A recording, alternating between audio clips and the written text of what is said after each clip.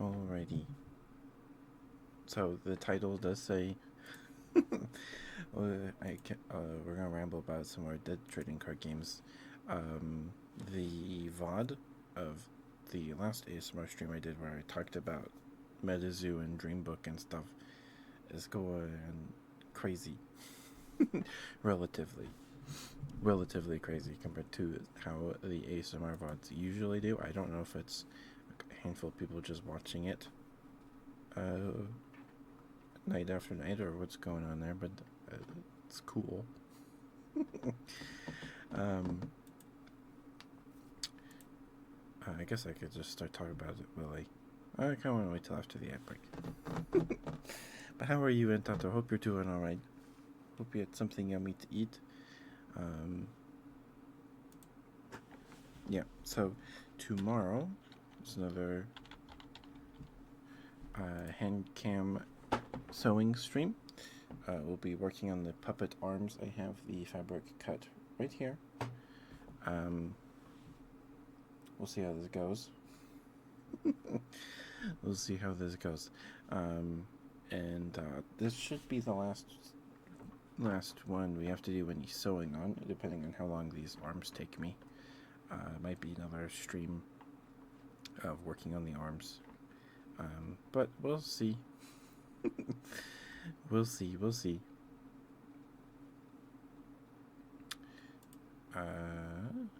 Monday.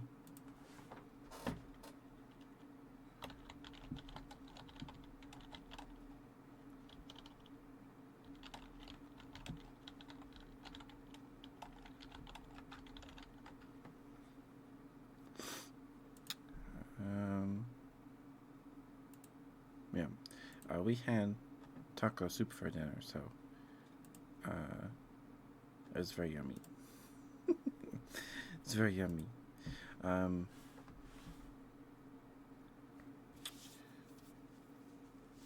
Yeah, I might just start talking about trading card games now. I might just start doing that now.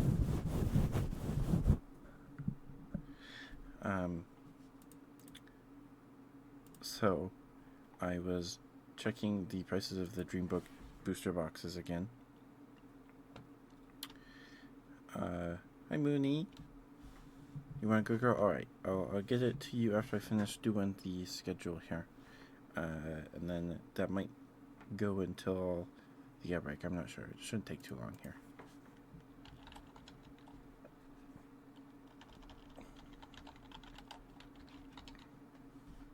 Mixed scratches? Okay.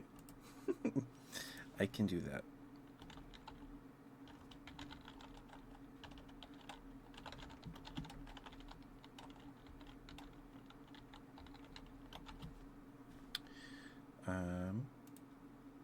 I'm good. I'm good, Mooney. I'm good.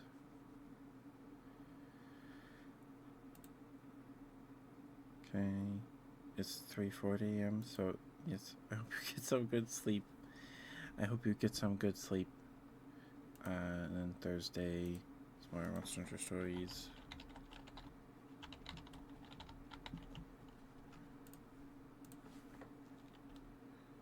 Okay, thank you, Mooney. Don't slip on any potato peels. I almost said banana peels. Please don't slip on banana peels, either.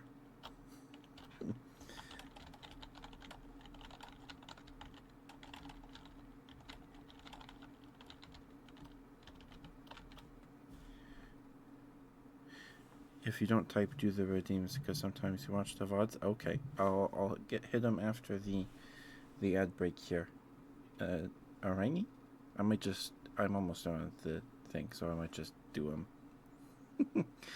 But we'll see. Okay, save changes, and then this Saturday is Decap Attack.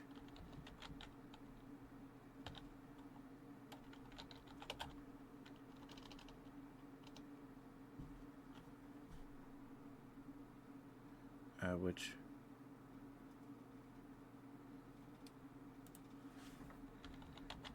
cap attack, decap attack.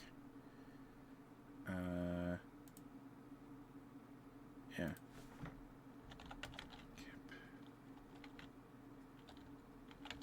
does not have Decapitank does not have a thing. It does not have a category on Twitch.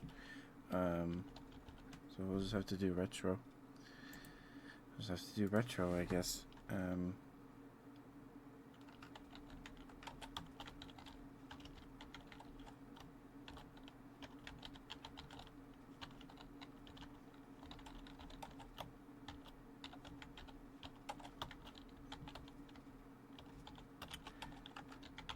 Game 12 of 55.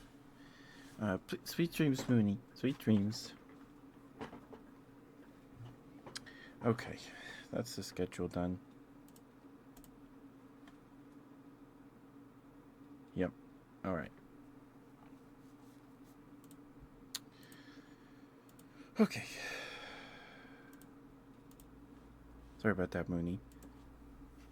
I'm gonna wait till after I break to do your redeems though, so you can still hear them because you're here. So I was checking the to see if the Dreambook trading card game booster boxes on eBay are still like sub $30, right? And they are. They're still heavily discounted by like one particular seller, who I guess just got dumped with all this stock, or I don't know if the seller seems to have been operating for like over 20 years now, so I don't think they're like the game the creator or whoever masquerading as somebody else.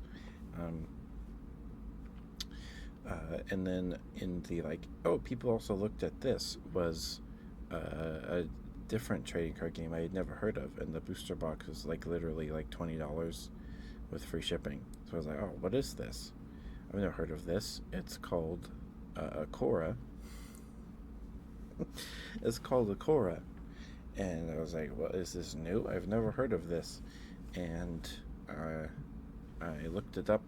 The photos on the eBay listing have it in like an acrylic box, and it has pictures of all the sides, and the copyright information says 2021 to 2022, so it's in the same family as the Kickstarter boom TCGs like MetaZoo and Dreambook and many others. Many others. And I was curious what this even is, because I'd never heard of it. So I looked up what a core trading card game is, and I found a 5-minute video on how to play by the YouTube channel that seems to have been from the company, but they only have 86 YouTube subscribers. And the how to play video was very difficult to follow. I don't think it really explained things well.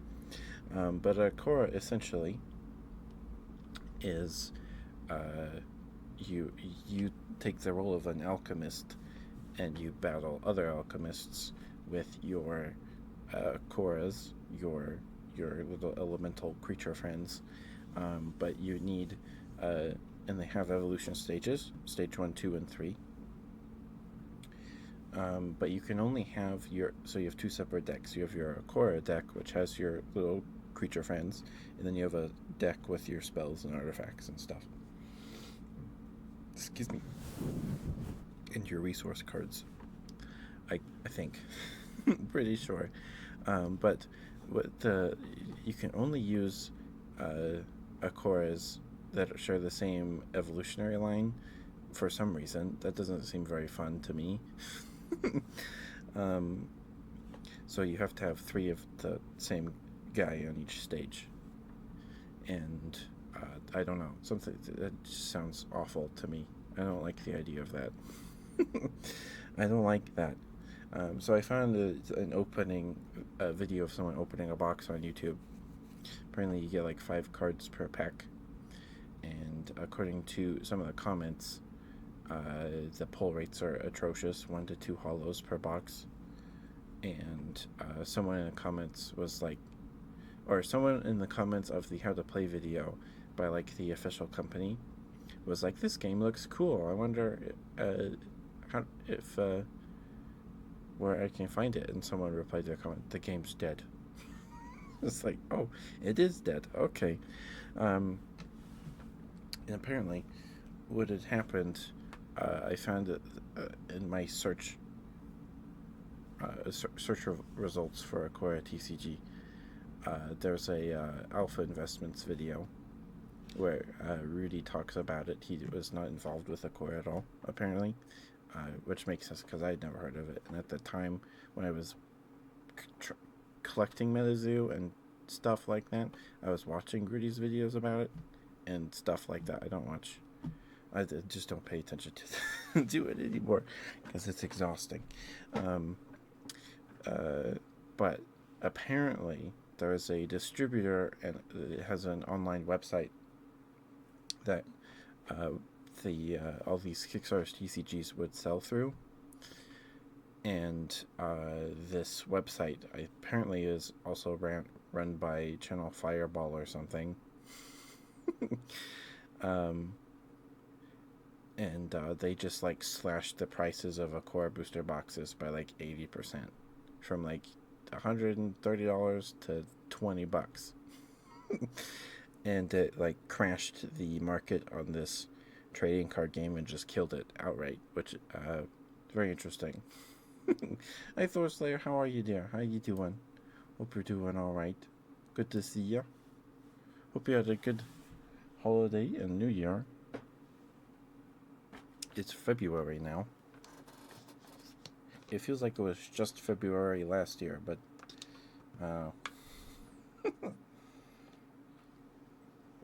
you just got off work. Nice. Hope it wasn't too rough on you. I'm going to talk about dead trading card games. Dead trading card games.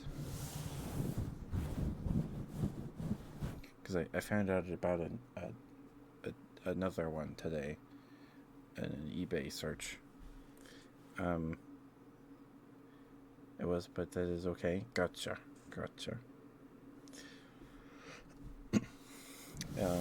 But yeah, apparently Akora did not last very long, I guess, or it wasn't very popular. Apparently, it was based in Europe, I guess, so it was more popular over there. But this American company who helped distribute it and sell it on their website slashed the prices of all these booster boxes to like $20, and it like killed the whole market. And it was, I don't know, I wasn't there for when it happened, but it explains why I found booster boxes of it for like $20 or $8 and another $8 for shipping. I play TCG Pocket. I tried to play TCG Online, the newer client, but when I tried to update it, it kept coming up with this error, and I looked it up, and it was checking for like the time of my machine, like the time, like if it's like 3 or whatever, but my machine's not in Japan time, so or the same time zone as Japan, and it was and it made the updater poop its pants. It was like, whatever, I'm not dealing with this. I'm not dealing with this, so I haven't touched it. I think I touched it once, but I didn't have my whole collection because they hadn't ported the black and white sets and all that stuff. The older eras, Heart Gold, Gen 4 and up to like Gen 6. They did not port. I don't even think they had the Sun and Moon sets on there. So that was the majority of my collection. So I had like nothing to really play with. But that's okay. Most of those cards got power crept ridiculously hard. Like the GXs, got completely power crept by V-Stars. It was crazy. Or at least in my experience, playing a few matches. I had this I was really proud of this deck. I had a Ho-Oh GX, Turtonator GX, and Charizard EX. I think I pulled it. I had a Charizard EX from somewhere. Might have been Evolutions. Maybe I later replaced him with a Charizard V-Star and it performed much better. But I had like this, and the blacksmith trainer cards and stuff. I had this nice EX is the suffix next to a Pokemon's name. So like there's like a regular Charizard Pokemon card, and then there's a Charizard EX with like sorry. There's a regular Charizard card, and then there's Charizard EX, where it's like you don't have to evolve it onto a Charmeleon card. You just play it onto your bench, or you can just play it, and it has like 1 or 2 attacks. But if an EX faints, your opponent gets 2 points, or they take two prize cards instead of 1. So you know they're strong, but they come with a risk. Like you don't want, you know. But they're very powerful. Play Unite and Go anymore. It regressed to the GBA game because it's where I'm comfy. I play Go, but I don't play the like competitive stuff in Go. I just want to collect the Pokemons. And it gives me something to do when I go outside, right? So, I've been playing TCG Pocket, but they released a new set a few days ago, and I pulled the full art Palkia card in my first pack. That was cool. But there's a Celebi, and Surfine engine for grass type decks that are just stupid powerful. Celebi does like more damage for every energy attached to it, and Surfine or Superior can redistribute grass type energies or something, or grab them from the energy zone. It's nuts. It's nuts.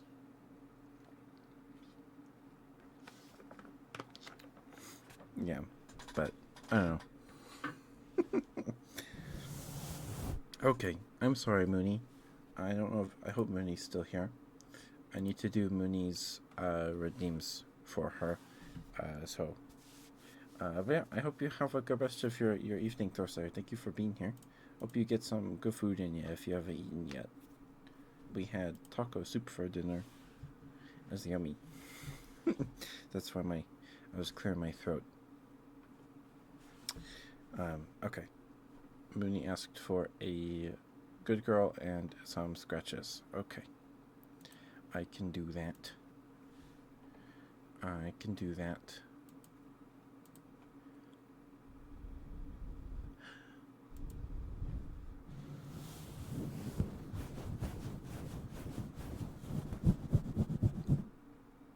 Excuse me, sorry.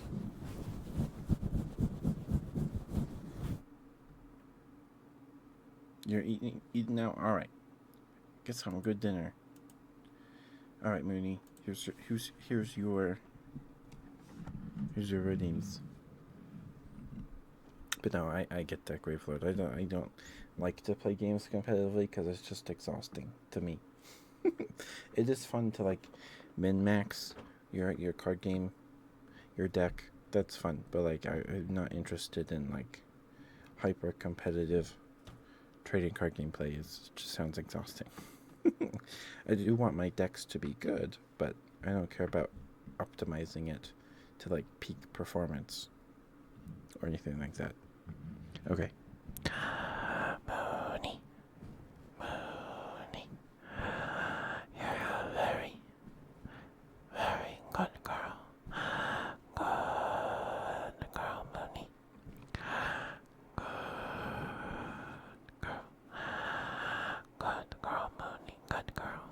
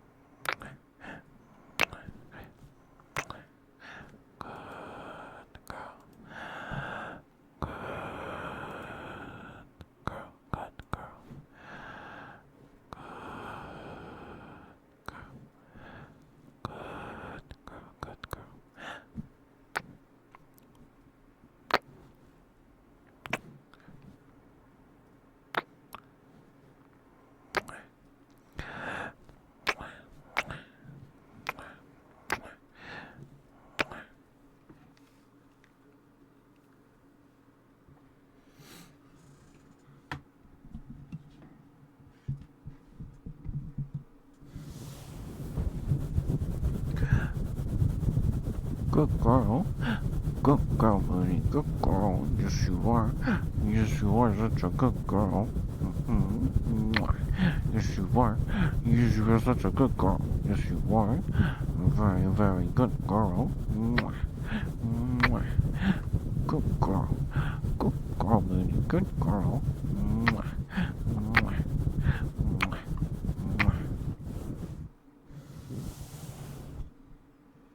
There you go, Mooney. Hope that was alright for you, yeah? And then you asked for scratches.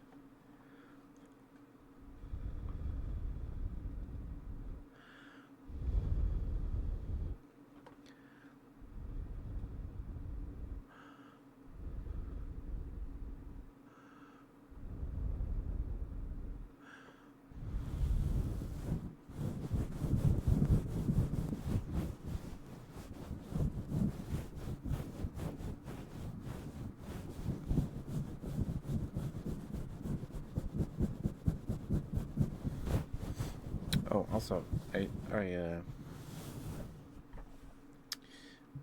so there's a Doom WAD as a custom Doom map called My House that released in 2023. It was posted in 2023.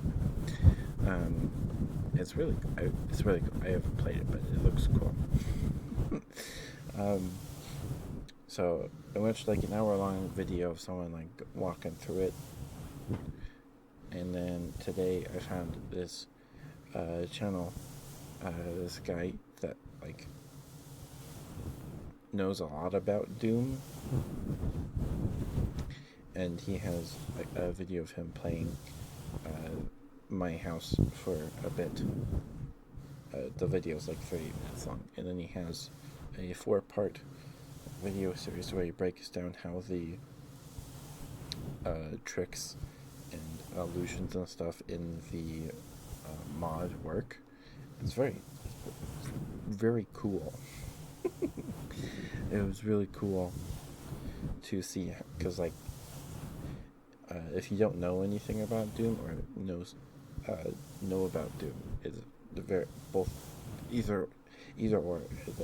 It's very unsettling.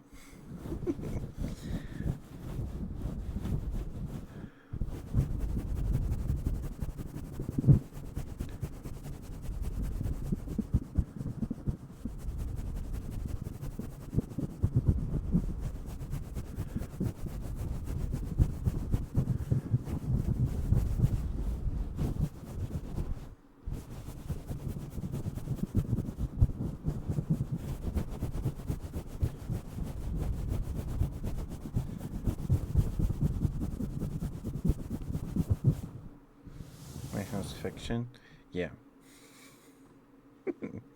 It is.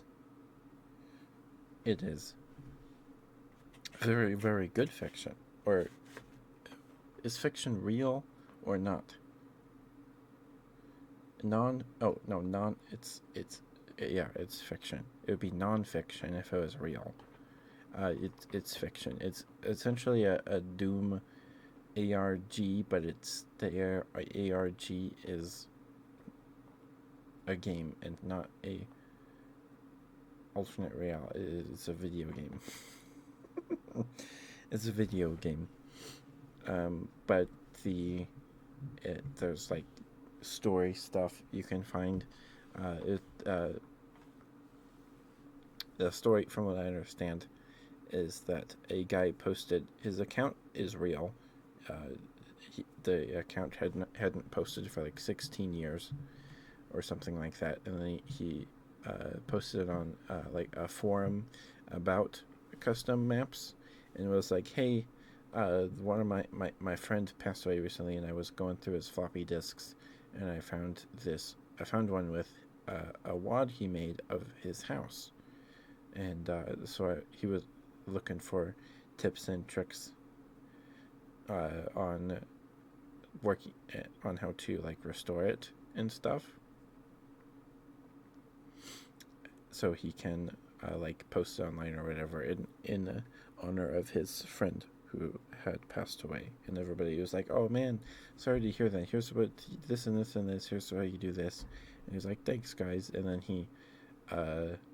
then the account would post stuff about having like weird dreams, and the game is like being weird.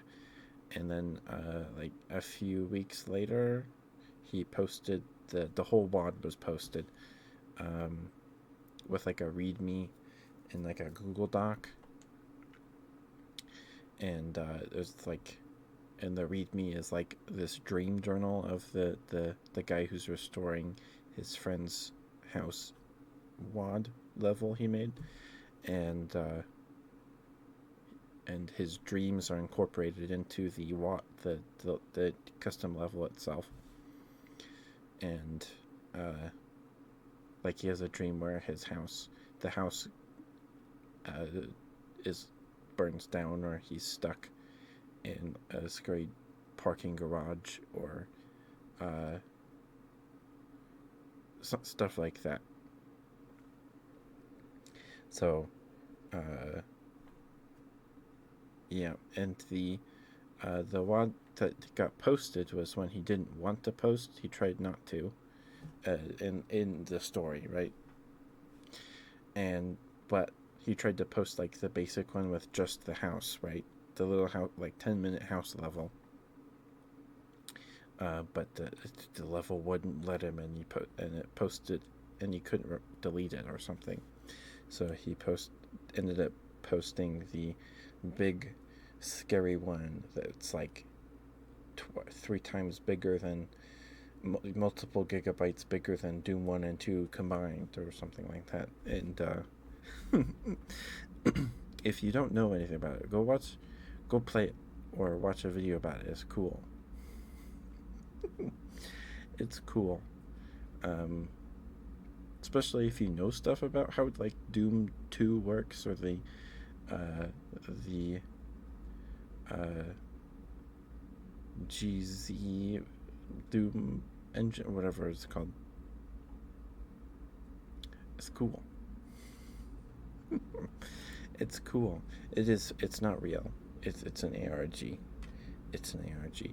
I got fooled by a few ARG videos a few times. There was one that it was on my recommended page on YouTube. Had you fooled? um, like it's real. Like someone made my house.wad. Someone made it, and they're very good at it. It is very complicated.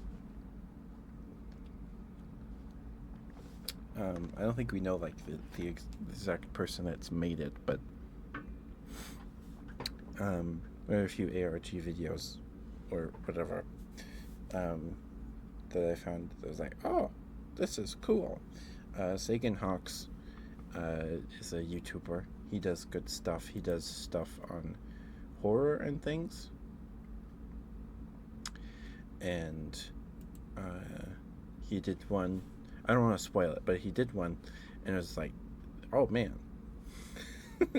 Because I watched videos about a similar subject before, old games about this particular theme, and I was like, oh man, he must be talking about this game that this guy made a video on. And then he brought it up in the video.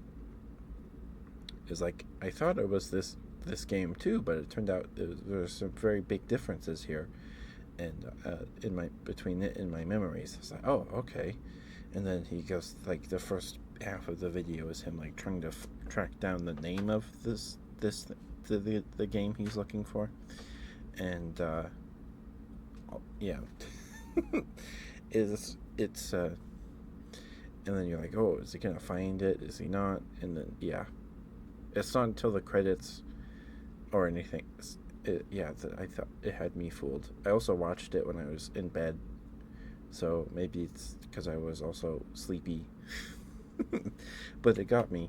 And then a few, like last night, I found one about the SpongeBob creepypasta, where Nickelodeon's like they do like this SpongeBob marathon, but it keeps the wave lengths, or the channel keeps getting hijacked by these disgruntled employees. And at first I was like, oh, this is interesting. How have I never heard of this? And then I read the comments and like, man, this had me fooled until I read the comments. And I was like, oh, now I'm kind of sad because I would have been like, oh, what? This actually happened? How have I not? You know. But yeah, so there's some really good ARG videos out there, or just good videos out there that fool ya. Insight Hawks is just had just this good content too. Besides the ARG video he made, I don't know if it's even an ARG video, but nah. I'm sorry, Mooney. I've neglected your scratches.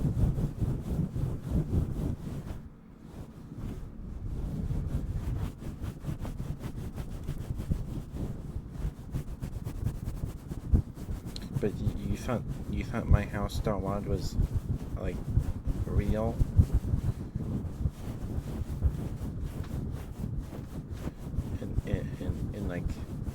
In like what way?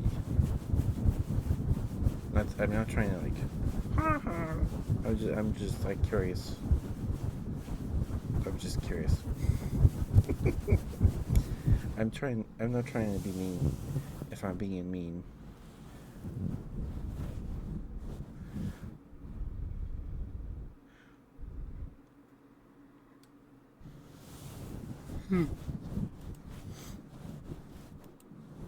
Did you play My House That Wad?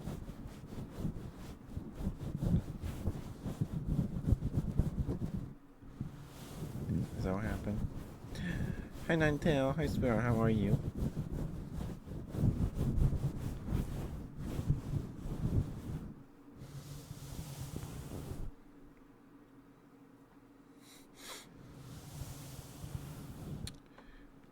Were you hearing the story on YouTube? Oh. Oh, okay. That's cute. That's cute. I don't want to embarrass you or anything, but it's cute. It's cute. You want to go, girl? Okay, Nightail. Okay.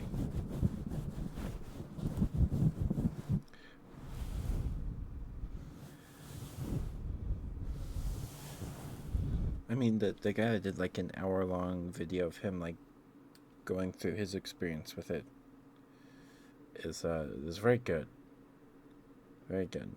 In like the sheer scale of like the whole project, like the whole like level itself, is nuts. It's crazy how much work went into it. It's nuts. I'm good, Ninetale. I'm good. We had taco soup for dinner. And I found out that there's another Dead Trading Card game out there from the same like 2021 2022 Kickstarter era big boom, um, that I had never even heard of, and apparently got its market crashed by a realtor site, or not a realtor site, the retailer, whoever. They like partnered with a company to like sell their product and help distribute it. And this company, for some reason, was like, this stuff's not moving, this product's not moving, or whatever. And they slashed the prices of booster boxes of this game from like $180 to like 20 overnight, and it completely crashed the market.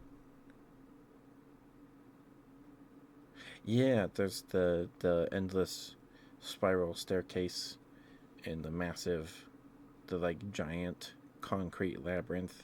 It's just pure darkness. You can't even see anything. Yeah. Yeah, it definitely took some inspiration from uh, the House of Leaves, which it would be fun to read that book. It would be fun to read that book. Okay, Ninetale. Let me drink some water real quick.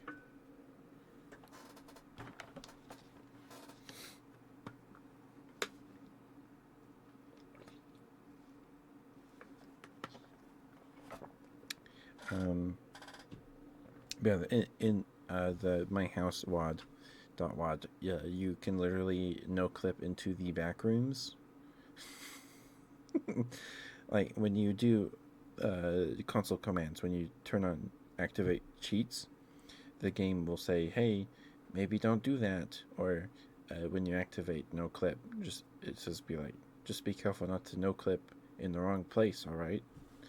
And so if you no clip out of bounds in certain places, the game will just put you in this maze that looks like the back rooms with an enemy like a ghost guy with like almost 1 billion life points that chases you. So you have to run around and find the exit. And then there's other sections, other parts of a backrooms map maze that's smaller and there's no exit that just puts you into.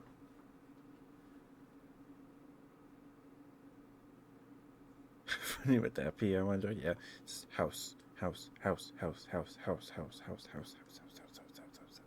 don't know. If there is an audio, I would be curious to see what they do with an audiobook for that for it. Seems interesting.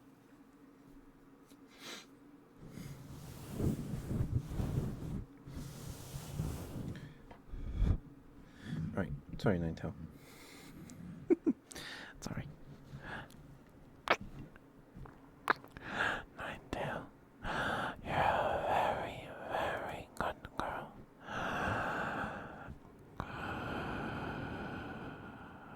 Good girl. Good girl. Good girl, Ninetale. Good girl. Good girl.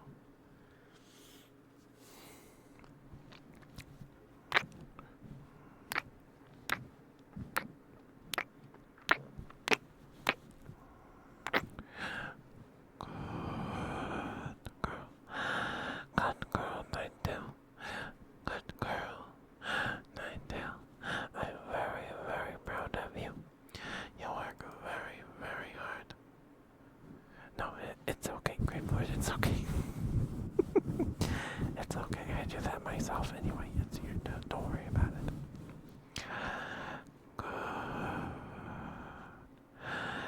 Good girl, Ninetale. Good girl. Ninetale, you worked very, very hard, and I'm very, very proud of you.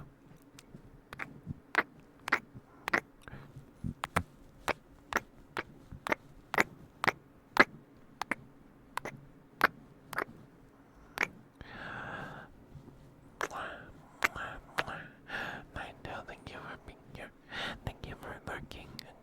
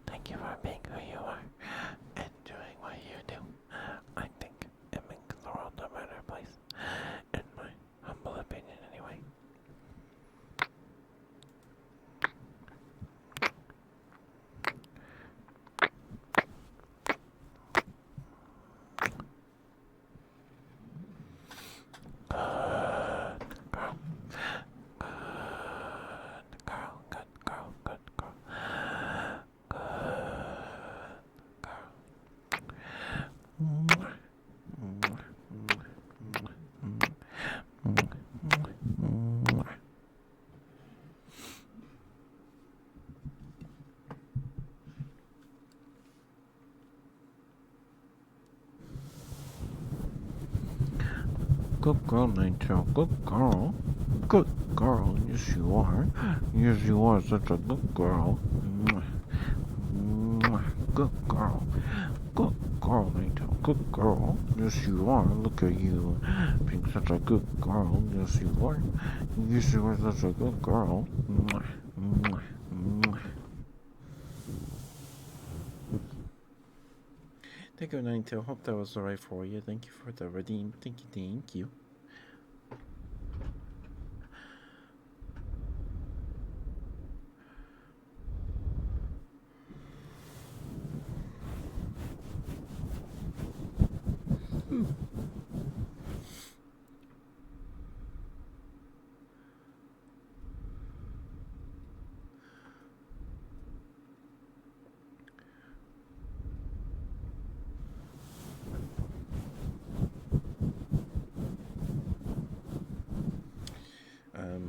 Yeah, so I was tempted to buy a Dream Book booster box. I might one day. We might buy one day if there's any exist. Apparently, they only made it to 4 sets. There was the first set with the Kickstarter, then Jurassic Journeys, and then Mystic Revolution or something. Mystic Dreams, and then Crystal Islands.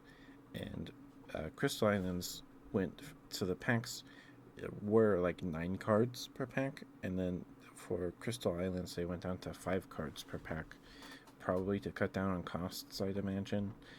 They also reprinted set cards from earlier sets with new art or something in Crystal Islands. So the set's like a whopping 300 something cards, and you get 5 cards per pack, and per box that's 180 cards. So you have to buy a handful to get the whole set. But apparently, according to the list, the item description on eBay for the listing of a Crystal Islands booster box, they only made 500 of them, which sounds crazy to me. So that sounds crazy to me, but hey, who knows? Maybe they did. So I'm tempted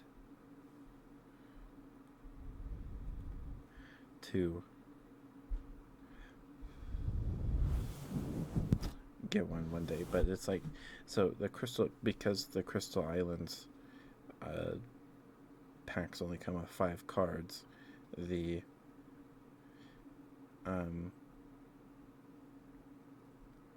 booster boxes are like $3 cheaper.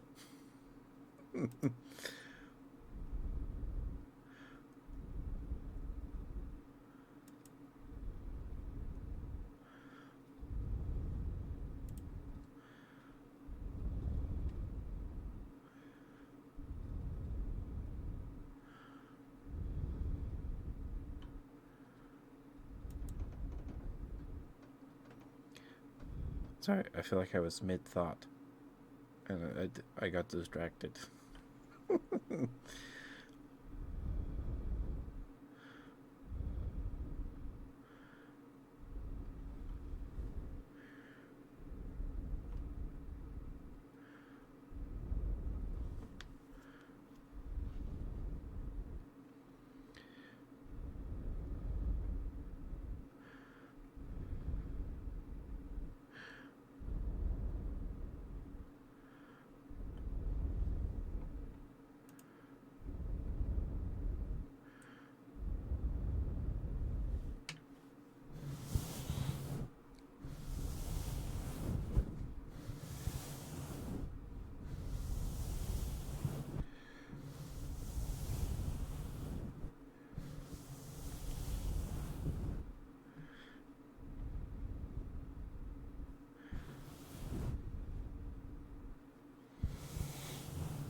Apparently, the VTuber card game's out now.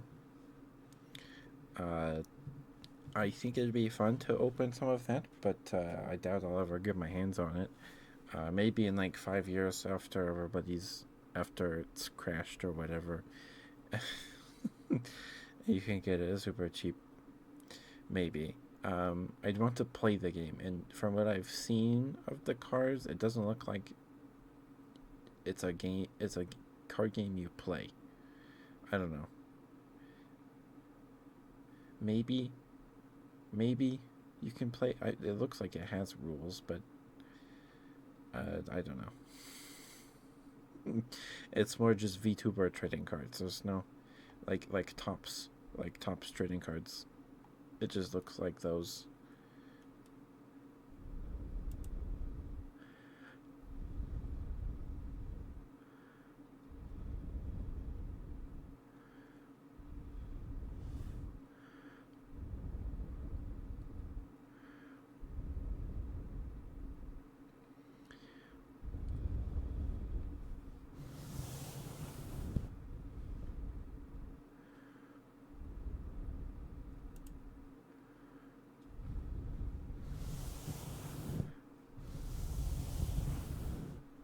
But I also don't know anything about the rules. Looking at the comments of this video, apparently there's an anti rule, um,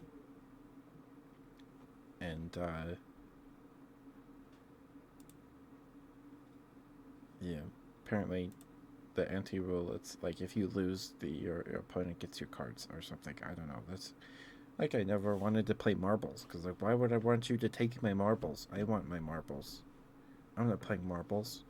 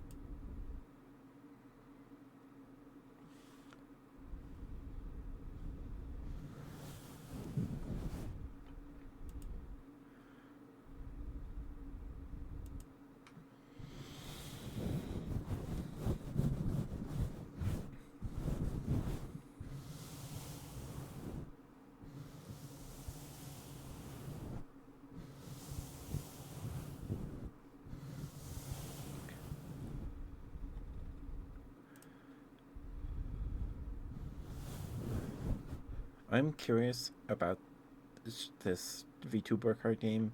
The art looks very pretty on these, but you know, I thought that about MetaZoo, and MetaZoo's just kind of worse Magic the Gathering. The deck building in MetaZoo, you can build decks in MetaZoo, but there's not like you don't have very many options. Like if you okay, you have deck building options, but you have to have like every set. You have to get cards from every set to be able to like complete an archetype, like effectively. um, like in the first set, apparently they had like the first three sets, like all those cards like done, and then they piecemeal released them in themed sets, which is okay. But like if you just buy like booster boxes, what? Beatrice, thank you for the raid. Thank you.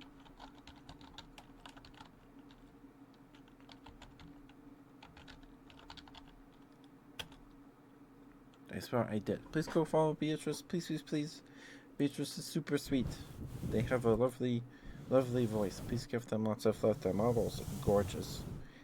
And their art is gorgeous. Please go check out their art on Twitter. If I still post it there, go give us some love. They're great. You want smooches? All right, Graveflight. Okay. Left and right cheek. I can do that for you. I can do that for you.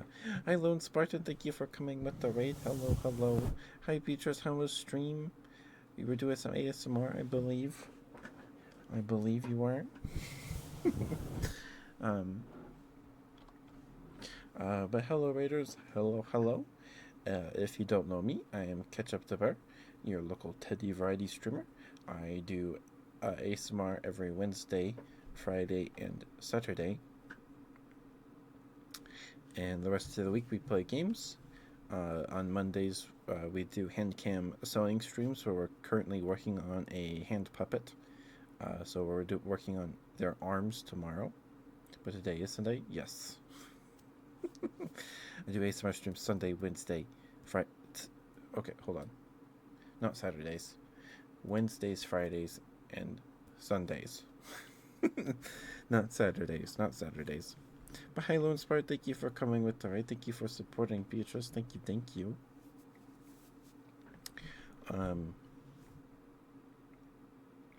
What was I talking about? Oh yeah, we've been doing hand cam streams.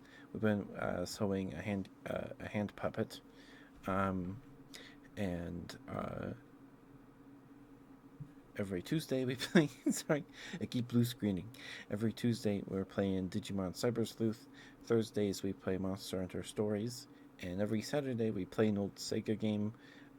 Last night was Crackdown, which was actually very fun. I enjoyed Crackdown a lot. And this upcoming weekend is Decap Attack, which I believe is a platformer where you throw your head at enemies. So we'll see how that goes. Raiders, if you enjoy the content, please consider giving us a follow. It'd mean a lot. We're halfway to 800.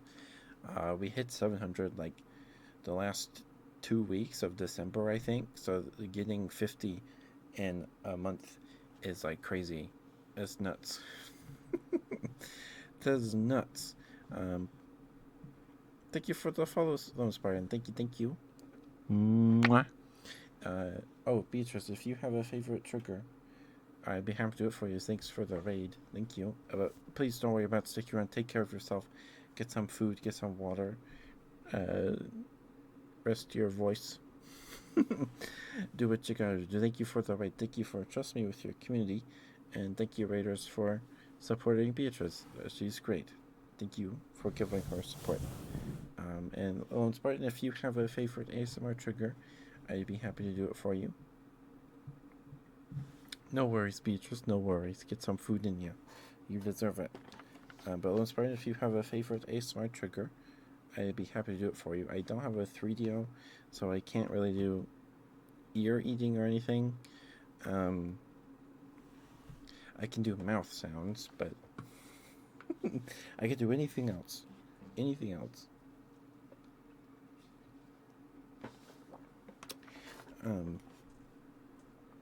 Hi, Brad. Hi, sweetheart. How are you?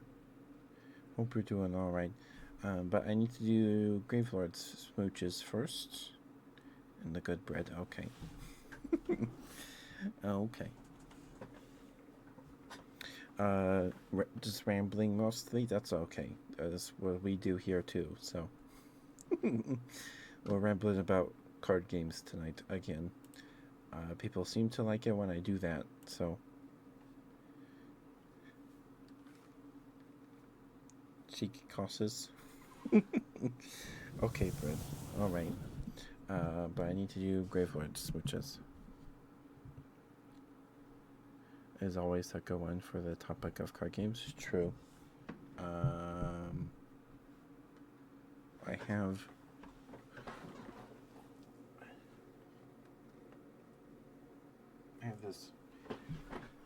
this magic deck in some Mew sleeves from an Elite Trainer box.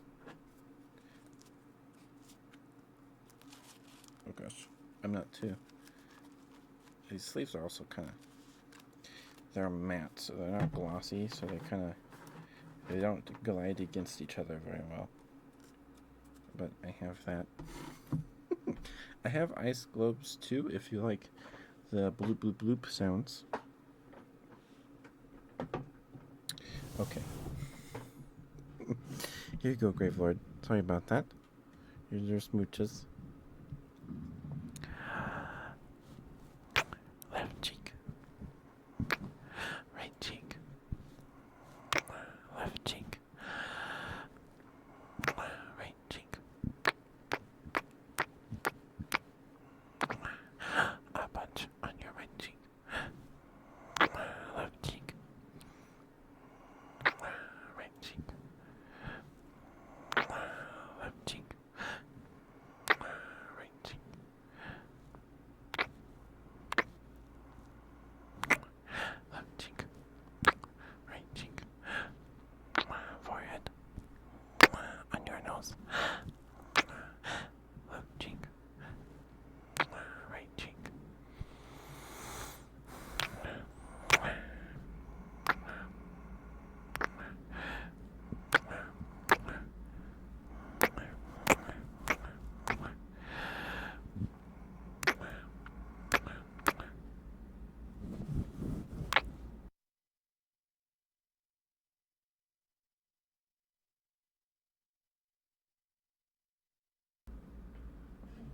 No worries, Brian. No worries.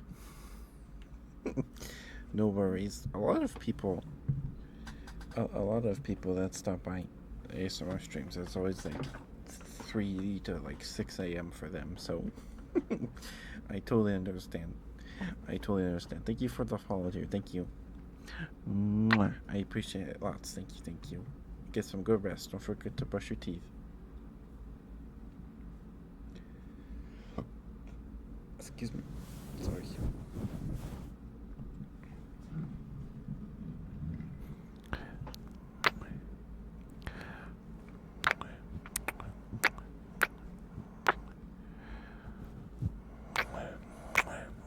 Left cheek. Right cheek. Left cheek. Right cheek. Left cheek. Right cheek. Left cheek. Right cheek. Left cheek.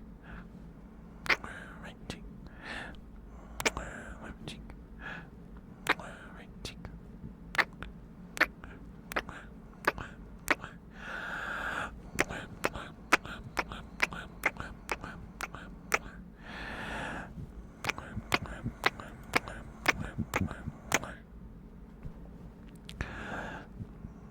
Right cheek. Left cheek. Hi, Maury. I'm great now that you're here. Hi, Maury. Hi, sweetheart. How are you? Good to see you. I'm doing good. I gotta try and catch up on trigger requests. There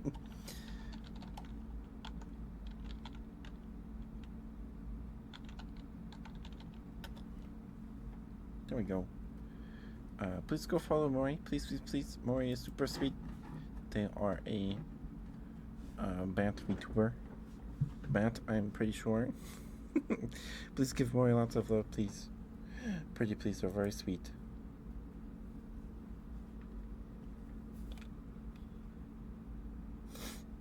And I hope you get some sleep, Maury. Everybody here is sleepy. Just don't forget to brush your teeth.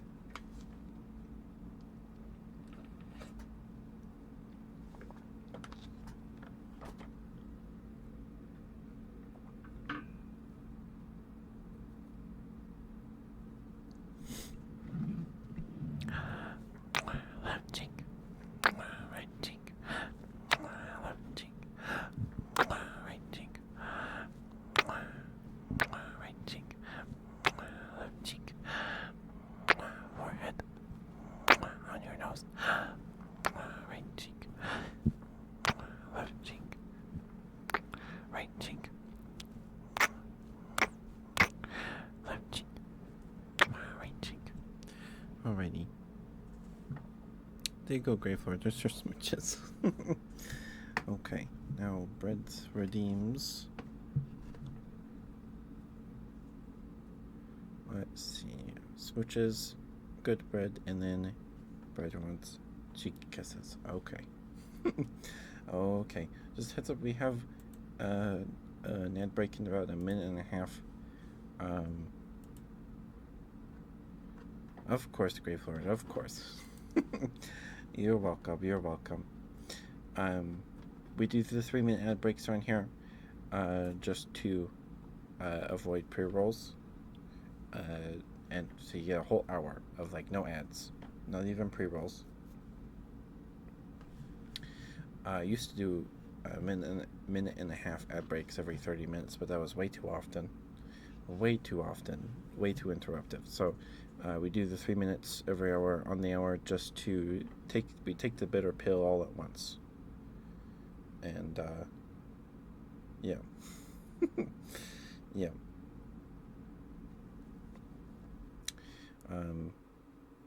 Thank you for sticking with me through the ad break. You might not even get the whole 3 minutes. You might not even get an ad. I was watching a friend's stream earlier today, and a 3-minute ad break started. I got a single 30-second ad. So, I don't know. I don't know. It's very interesting. but thank you for sticking with me. Okay, bread. Here's your smooches.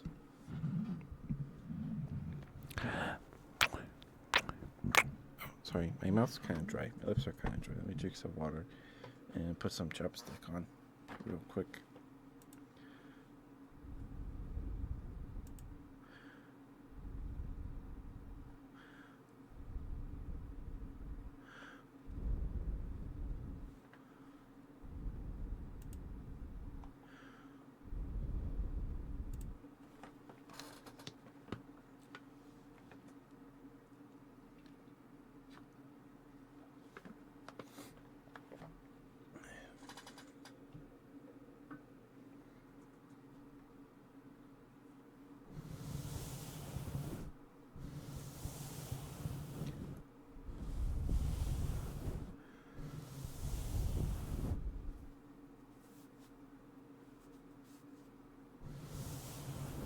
Okay, here's just chapstick. Chapstick.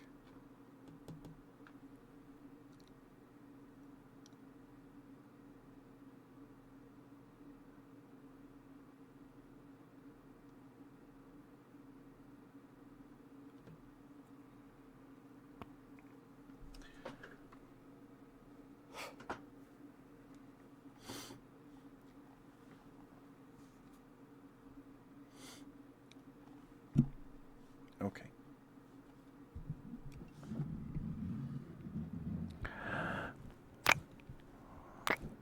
That's better. That's better.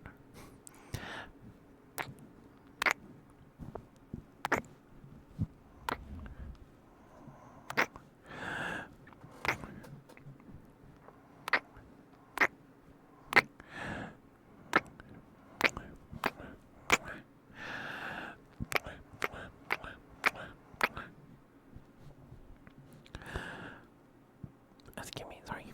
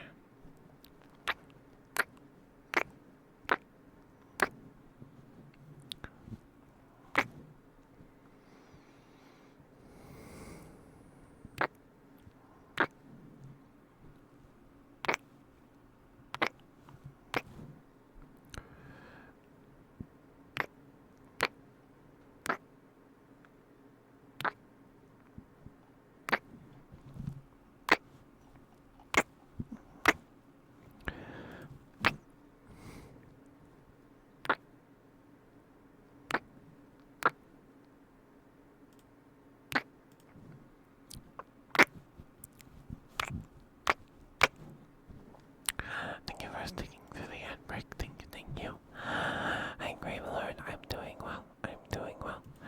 How are you? How are you? Hope you're doing okay.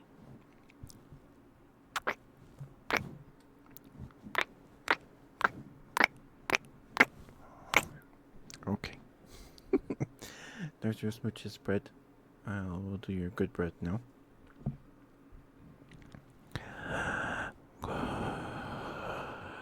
bread. Good bread. Good bread. Good bread. Good bread. Good bread. Good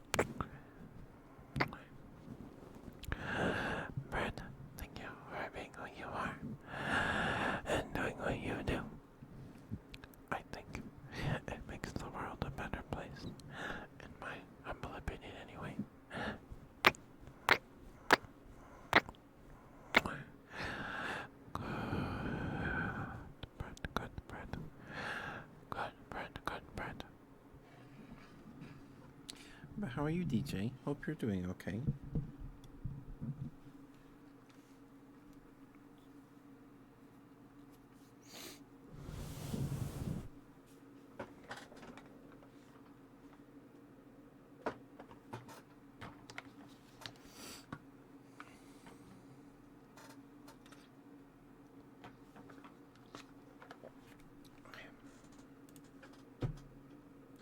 Sorry.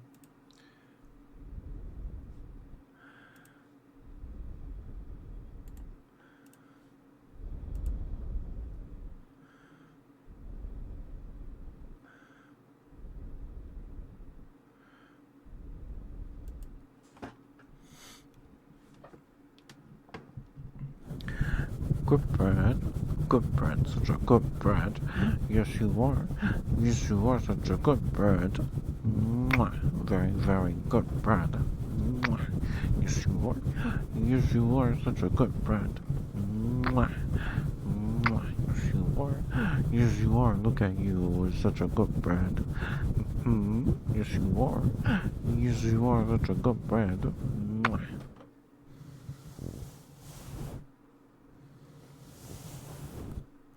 There you go, Brent. Let me give me a second. I'm gonna blow my nose real quick, and then I'll get you your cheek kisses.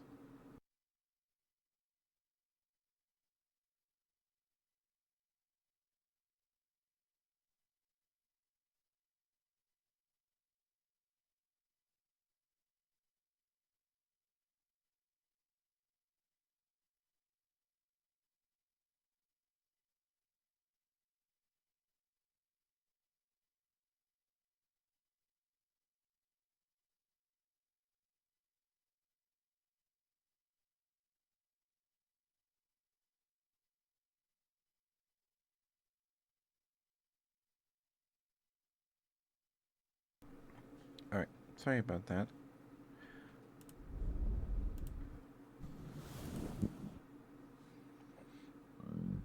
Excuse me. Sorry.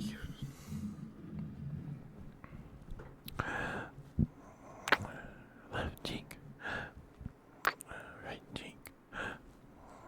Left cheek. Right cheek. Left cheek. Right cheek. Left cheek.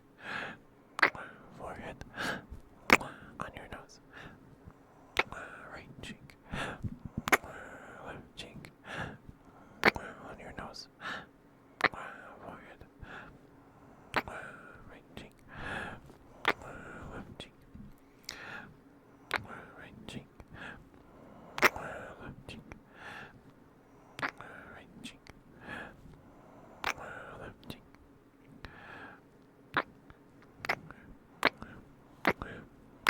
Left cheek. Right cheek. A bunch on your left cheek.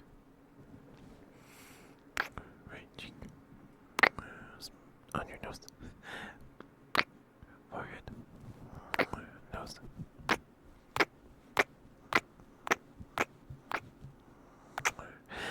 Left cheek. Right cheek.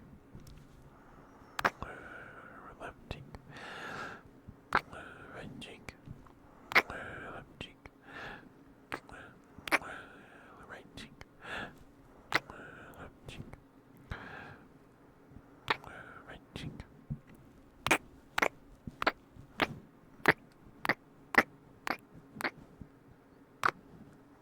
Right cheek.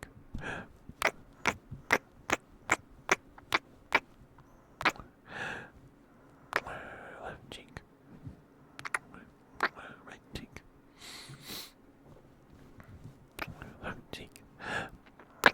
On your nose. On your forehead. Right cheek. Left cheek. Forehead and your nose. Right cheek. Left cheek. There you go, Brent. There's your redeems. Thank you for the redeem, Gravelord and Bread. Thank you guys. Fast scratches. All right. He's like, I need to blow my nose again.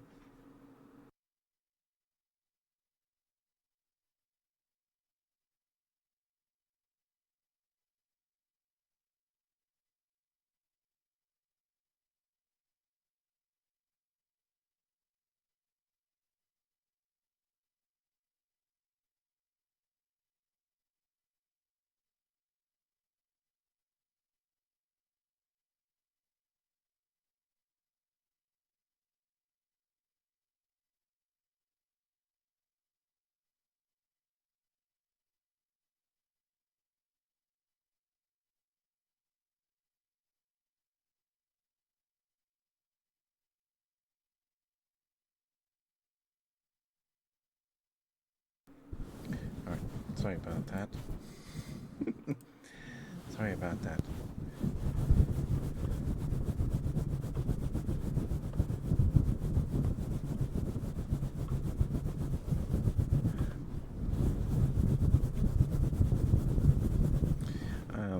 But yeah, so saying earlier, MetaZoo does have.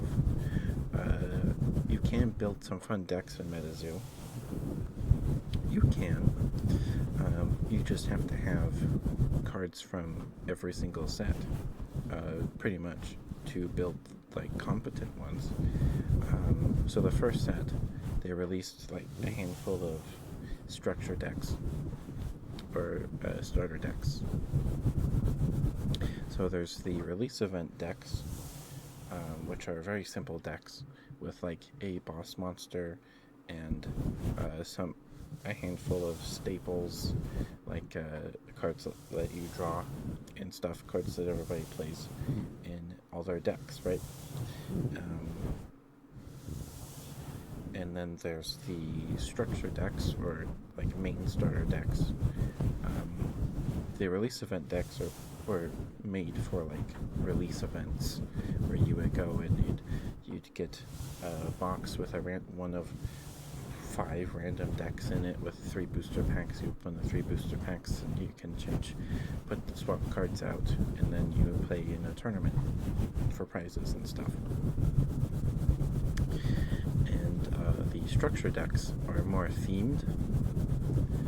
They're more structured, more put together.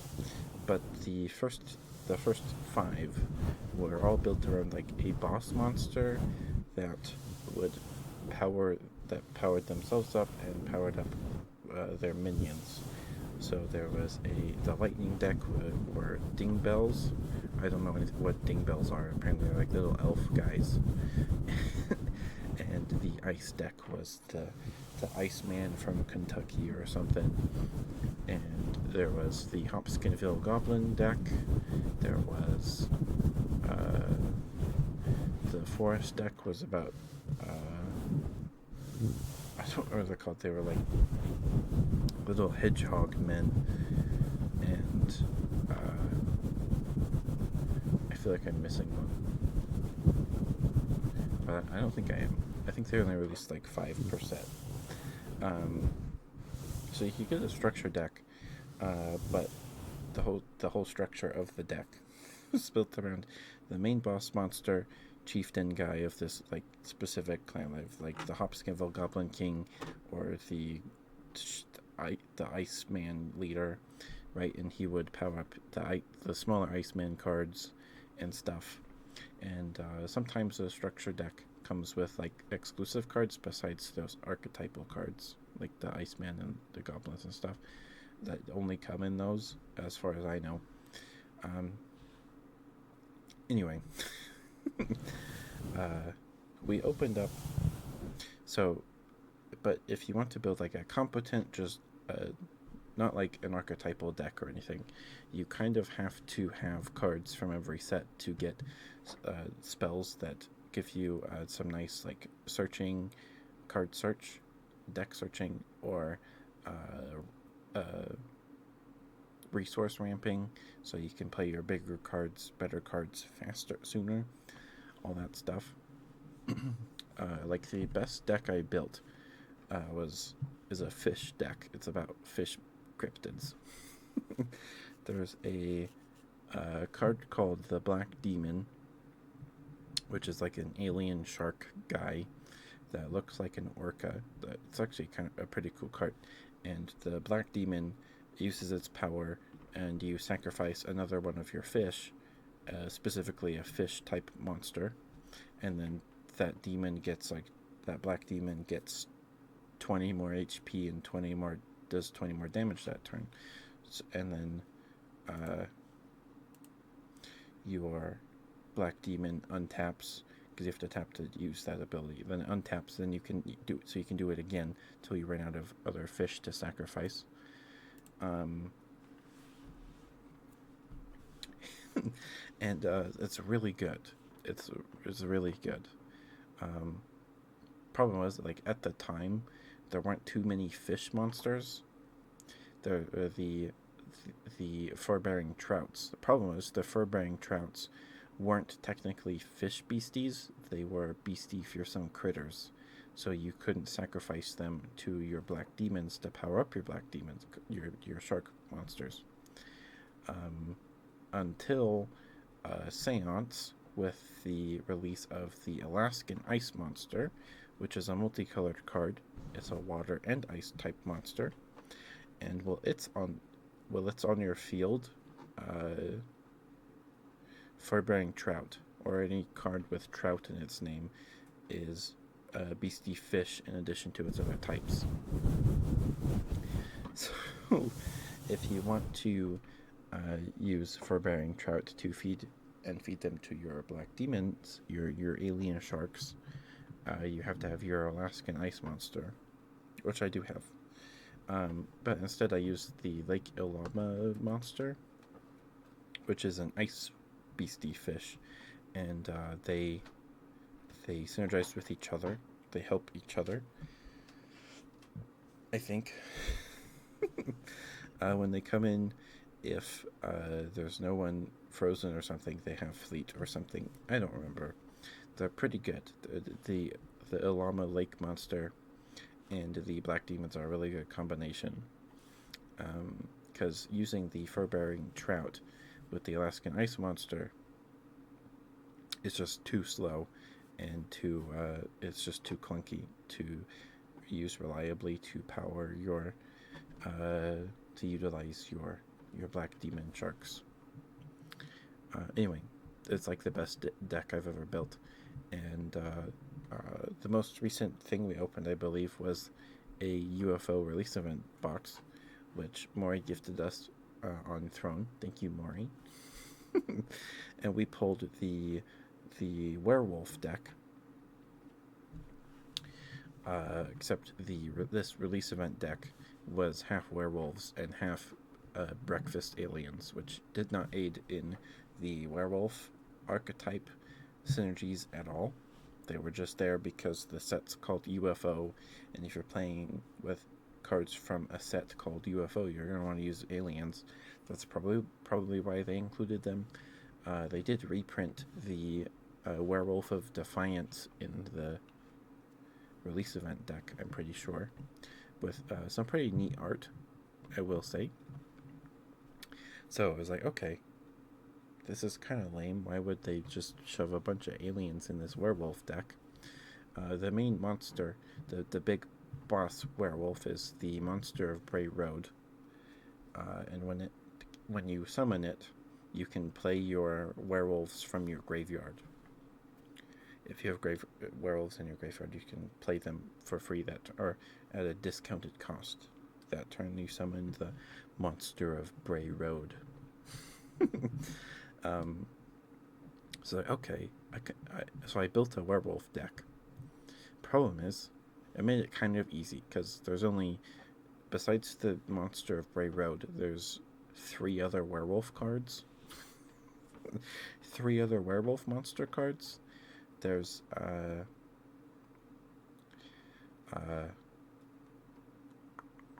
the Rougarou, which is a werewolf from like Louisiana, and that's why its name is French or something.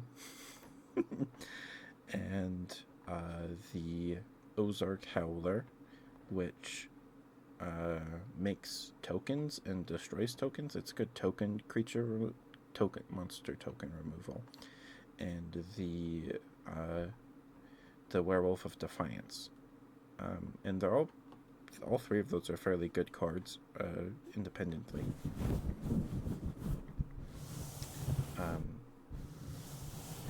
And the Beast of Bray Road helps you get them back from your graveyard, all that stuff. And then there's spells in the dark color with all the werewolf cards are dark attribute. And there's a few werewolf related spells.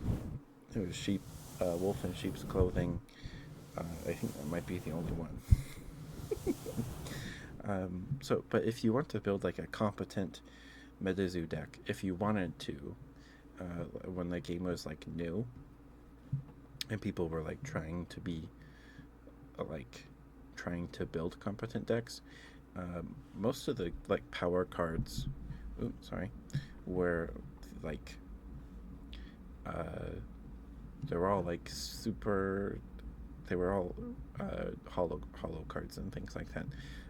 Like when the game had just started with like the base set, and for a while, I wouldn't be surprised if it was still the most dominant strategy, was lightning decks using Quetzalcoatlus. Quetzalcoatlus is a nuts card. It's nuts.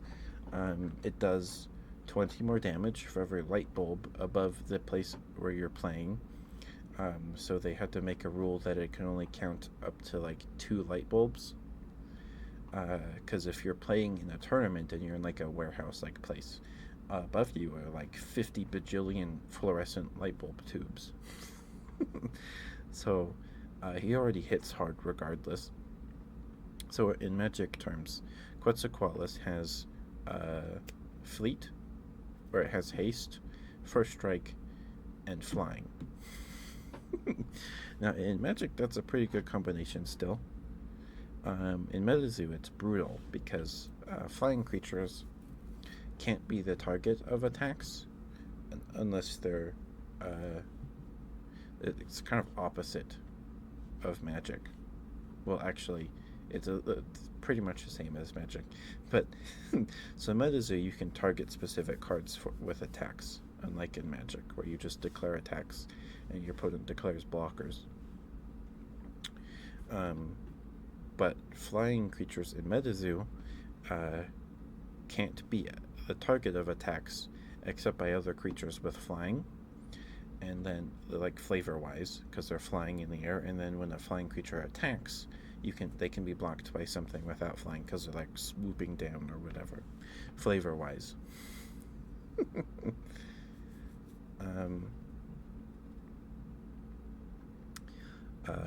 It's just very interesting. And Quetzalcoatlus has first strike, so it hits for like a bajillion damage, and it hits first. It hits twice because that's first strike. Or no, it doesn't have, actually, I don't. It hits. It just hits first. So with first strike, when you calculate, when you go to the damage step, instead of the monsters just trading blows at the same time, first strike makes it so the monster with first strike deals their damage first. So if the first strike monster kills the monster it's blocking or attacking, the monster that died doesn't deal their damage to Quetzalcoatlus because it's dead. So dealing with Quetzalcoatlus in like early MetaZoo days with like the first 2 sets was like very difficult. It'd have to be a Quetzalcoatlus mirror match. And in MetaZoo, specific cards have specific quantities you can have in your deck. So there's monster cards you can have like 6 or 8 copies of if they're like super cheap little guys, like Fou-Follet or Jackalope or Gumbaroo. You can have like 8 of those guys. I think some of you can have like 12, which is nuts. And like the more stronger creatures, you can have like 1, sometimes 2 cards. Quetzalcoatlus you can have 4 copies of in your deck, which is just nuts. That's crazy. So Quetzalcoatlus was very dominant early, and a lot of the so Mizu's biggest problem was that they didn't have really enough players. It wasn't. It was just a investor's gambit, right? Which is unfortunately is what happened with a lot of these Kickstarter games from the 2021 2022 era. Um, it was just mostly investors wanting to flip the product and make a decent buck, right? Which they did. Um, but people did show up to Melizu uh, tournaments. They did. They did. Melizu did have players, just not a lot of them. And another problem was that a lot of the power cards were in all these side products and like promo cards. Like one of the best spell cards was New Year's New Beginnings, which lets you. It's basically a Professor Oak trainer card. You trade your hand for another one, for a fresh one. Um, but you didn't. It made your opponent something. It was better than just a basic New Beginnings card, which just refreshed your hand. Because it was like I don't remember exactly what it does. I guess I could look it up here. Let's just Google it. I'll look it up on eBay.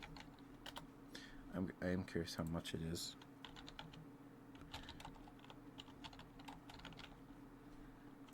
New Year's, New Beginnings. You and target caster must place your entire chapters from your respective into your respective cemeteries. You and target caster must then bookmark 7 new pages. Right. So, it lets you get 7 cards back. Where I think New Beginnings just gets you the same amount of cards you had in your hand or something like that. Anyway, this card was like nuts good at the time. It probably still is. I don't know. Or was. When the game was still alive. Someone's selling this copy for $8. That's not too bad. I do have a copy, so I don't need another one. But you could only get New Year's New Beginnings in the Christmas side boxes. That was like a. How big was the set? I don't remember. It was like a handful of cards, like 12 cards. It had Santa's gift bag, the Abominable Snowman, the Gingerbread Man, New Year's New Beginnings, and like the North Pole card, and I think a few more.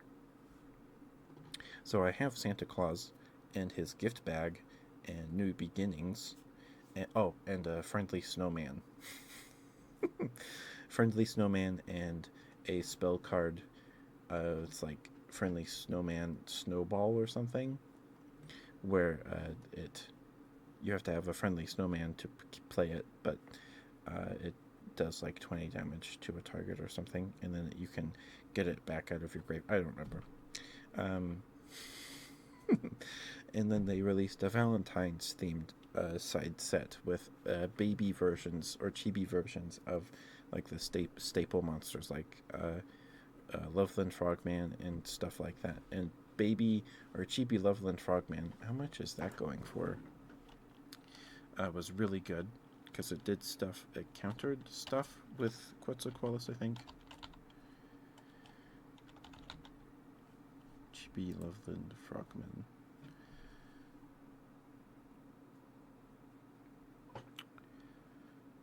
So they reprinted it or printed a different version, the Kuromi set.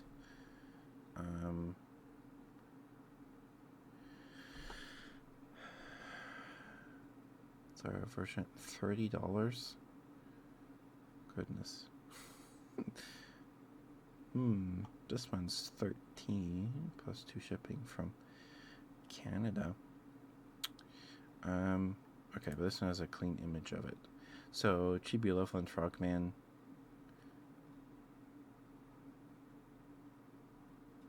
Oh, why was this card good? I don't remember. It's. I think it does the same thing as just the regular Loveland Frogman card, but oh well. Oh well. Anyway, Chibi Loveland Frogman was good at the time. I'm pretty sure it was a very popular sort out card out of these Valentine's boxes. It was only obtainable in the Valentine's side set. So like it was very frustrating when I was trying to get Medizu cards to play with because I needed New Year's New Beginnings and all this stuff, but they were only obtainable in the side sets. And Medizu has a problem with having like super good promo cards that are not easily obtainable either. Like still one of the best cards is Gassian Daitha. It's a fire dragon card. It's a fire attribute dragon card that lets you cast spells from your graveyard for free every turn. Well, not for free. You have to pay the cost still, but she does more damage for every spell you cast. And she was only obtainable in she still is only obtainable in release event boxes, release event deck boxes, which are the boxes that you get one of 5 random decks from. So unless you could just buy a bunch of release event boxes to hope you get a Gassy, or if you want a Gassy, you have to pay at least $30 if you want it sealed. Gassy is still pretty expensive, or still holds a bit of value. Anyway, sorry. But yeah, so Medizu it had a lot of problems. It did. It did. I had fun with the game. I have fun playing Medizu, but it is very swingy. Like you can just get stomped really quick. Because I've played with my brother a few times, and I've let him use the fish deck I made with the Black Demon monsters and the Ilama Ice Lake monsters or whatever they're called, and he stomped me with it. He did. It's just too good. Too good. But yeah, so you can build competent decks with Medizu. You just have to get all your cards from these separate sets and promo boxes and all this stuff if you want a competent one, which sucks and did suck. Nowadays, I don't really care. I put most of my good cards, pretty much all my good cards, in a draft cube, so I want to play with the draft cube so bad one day. I've only drafted with it maybe twice with my brother. Maybe for my birthday I can rope my friends into drafting it with me. Maybe.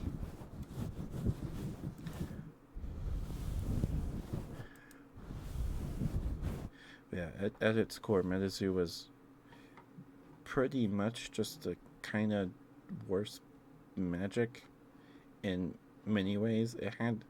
It played pretty much just like a silver bordered Magic set. Silver bordered Magic sets are like joke sets, where none of the cards are tournament legal, but they're all like jokes, like inside jokes and things like that. Like there's the Sword of Dungeons and Dragons and Paper Tiger, Scissors Lizard, and Rock Lobster. Things like that. So it's typically the unsets, like the joke sets are like unglued, things like that, with silly pun names like that, and usually they're sets that like the game designers like experiment with, like new or experimental game mechanics that may or may not show up in like an official set, like down the line when they're later refined. But Medizu basically played like a joke Magic set, essentially. which is not boring. It's fun, but you know. But yeah, so I was tempted to get a Dreambook trading card game booster box. I've been tempted for like 2 weeks now. I can get it for like 30, or a little over $30, including probably with taxes. Because the last set they released, the boxes go for like $28, $29, which is not bad for a booster box. But then I realized, wait, I could just get like a Digimon booster box for like maybe 10 more bucks. And I like Digimon, and the Digimon cards are all very gorgeous, so I think I'd rather just get a Digimon box. Anyway, I'm sorry for ranting about card games all the time. I'm sorry. They just interest me a lot. They're fun. I like them. Uh, I fell down this rabbit hole of trading card games, or was led down this rabbit hole of liking trading card games years ago when my friend that used to live down the block, a few streets over, um, his family is really into Magic the Gathering, and he came over one night, and me, him, and my brother all played Magic till like midnight, 2 a.m. My mom had to like come out of her room like, "Hey, it's like 2 a.m. You should probably go home." I was like, "Okay." We were having. I don't think we finished that game. He taught us how to play. We were learning how to play. I think that's why the game took so long. Um, but it was like super fun. I don't really remember exactly what happened. I think I was playing a red deck because I remember there's a vague memory. I don't remember the name of this card, but it was like a saber tooth cat creature. It was like a 4/2 or something. It was not too big of a threat, but I remember my friend played a card to let him take control of my saber tooth tiger, and I later got back control of it or something somehow, or like trade. I don't remember. That's all I remember of that night, and that we had fun, and because we were up to like midnight when we were all still in like elementary school, or maybe not elementary, but maybe junior high. And then I was walking home from his house after hanging out one night, I believe, or walking home from like a church activity during the week. It was nighttime, and it was winter because there was ice in the gutter, in the street gutter. And I was I was crossing the street to go home, and I saw Yu-Gi-Oh cards in the gutter. This is not my first introduction to Yu-Gi-Oh. My first Yu-Gi-Oh card was Zone Eater from a McDonald's meal, a Happy Meal. Zone Eater is a terrible card. It's a level 2 monster with like 200 attack and 300 defense. And if it battles a monster, the monster it battles is destroyed like 5 turns after the battle happens. I think it's more than that. It's a terrible card, but I love him. Because it's my first Yu card. I don't have him anymore because I gave him to my friend. Because he knew what Yu-Gi-Oh was. I was like, "Here, you have this. I don't need this." He's like, "No, I don't want it." I had to like force it on him because it's this terrible card. Um, and I found like a handful of Yu-Gi-Oh cards in the gutter across the street from my house, and I brought them home. I laid them out on a paper towel and was like hidden them with the hair dryer or something because they were soaked. Some of them stayed in decent condition. Um, it was a mix of like modern Yu-Gi-Oh cards at the time. This was like I don't know what year it was. It was before Pendulums happened. I'm pretty sure. But it was like bits and pieces of like a starter deck and some older stuff. Like I have a Dark Paladin card. One of the cards in the gutter was a Dark Paladin. I have it in a top loader. Um, it is super crinkled. There's a big crease down the middle of the card, horizontal crease down the card, through the middle, and it has been like the paint on the card, the ink has been like scratched up, so you can see the foiling underneath like the border and stuff. It is super beat up, but I have a Dark Paladin. I have a Dark Paladin I found in the gutter. I'm guessing it was a kid walking home from school that like dropped them or something. Uh, but it wasn't. It had to be recently because, or not too long ago before I found them, because they were still like they weren't mush. They still had like structure. I don't know. That was a fun night. That was an exciting night because I was like, hey, I found Yu-Gi-Oh cards in the gutter. So someone dropped their deck or something, and I don't know what happened. They might have looked for them and they found some of them. Somebody out there is real upset that they don't have their Dark Paladin anymore. But it's safe with me. It's safe with me. But I didn't play. So I had those cards, and I didn't play Yu-Gi-Oh for a few more years till I was at Walmart with my dad, and I looked under the shelf where they keep the trading cards, and there was a Yu-Gi-Oh Super Starter kit under the shelf, and it was discounted for like $10 or something, like super discounted, because like all those old structure deck reprints that Konami makes that just don't sell, like the Legend of the Blue Eyes decks, and then later they smack a discounted sticker on the box. But the Super Starter, that's what my mouse pad is. If you've seen the hand cam streams lately, the past few weeks, that's what my mouse pad is. This playmat came from the Super Starter. It's like half the height of a regular playmat,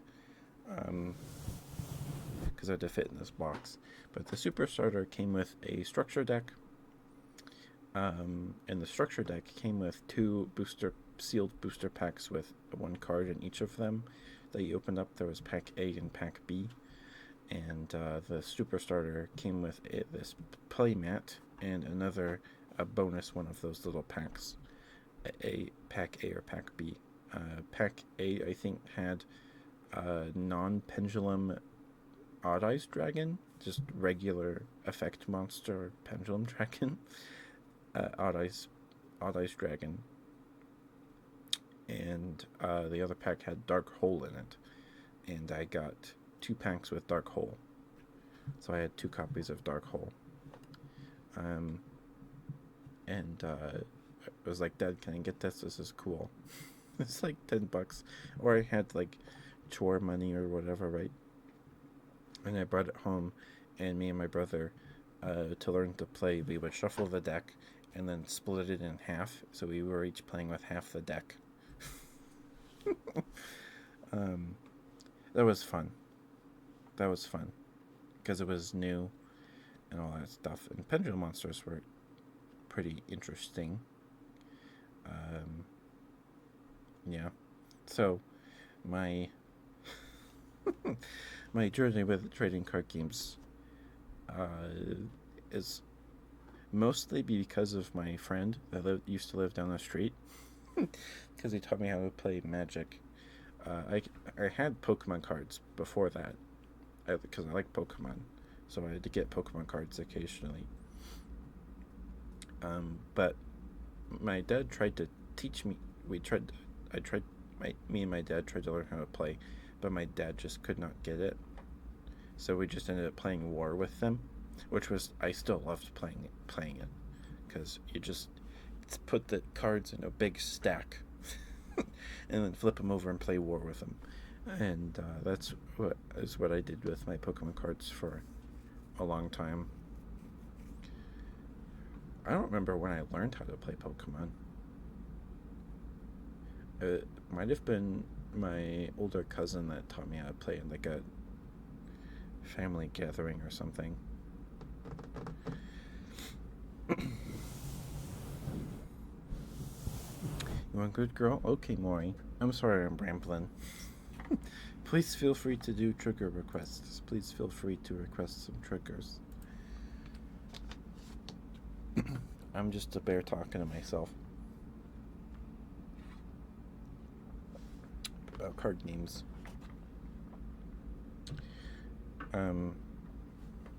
Yeah. I would like to open some Dream Book cards one day, maybe. Maybe after my next Twitch check, maybe I'll treat myself. Maybe whenever that happens. I don't know. Maybe it'll be my birthday gift to myself. In about 3 months or 2 months, because it's February. My birthday's in April. Yeah. Maury, you're a very, very good girl.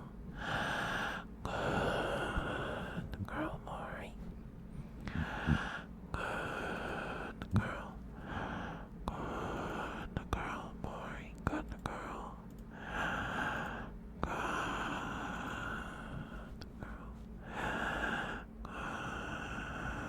girl.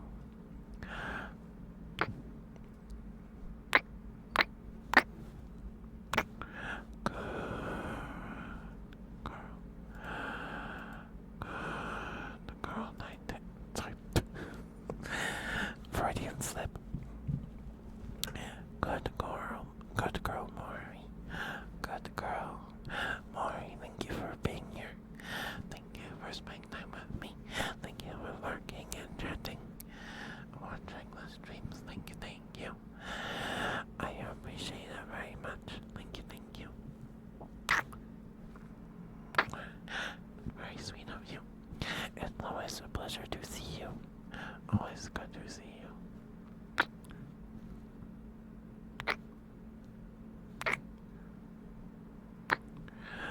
Good girl. Good girl. Good girl. Good girl.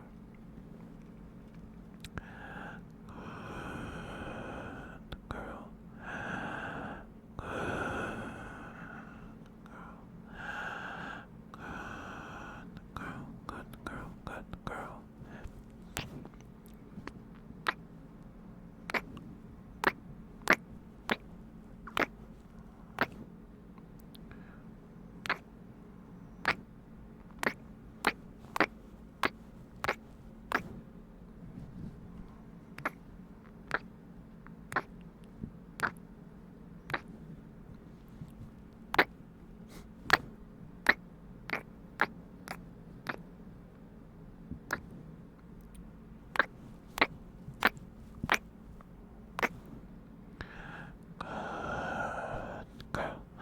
Good girl, Maury. Good girl. Maury, you worked very, very hard today.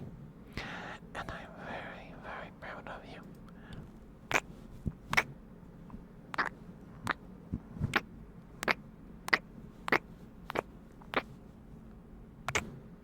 Hi, Lexi. Hi, how are you? How you doing? We're doing alright. Good girl, Maury. Good girl. Maury, thank you for being who you are and doing what you do. I think it makes the world a better place. In my humble opinion, anyway.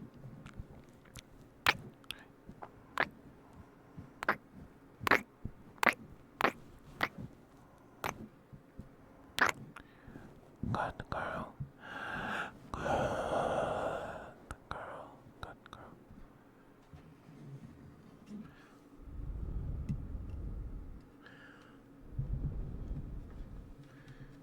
Nice. That's good, Lexi. It's very nice of you to do it for free.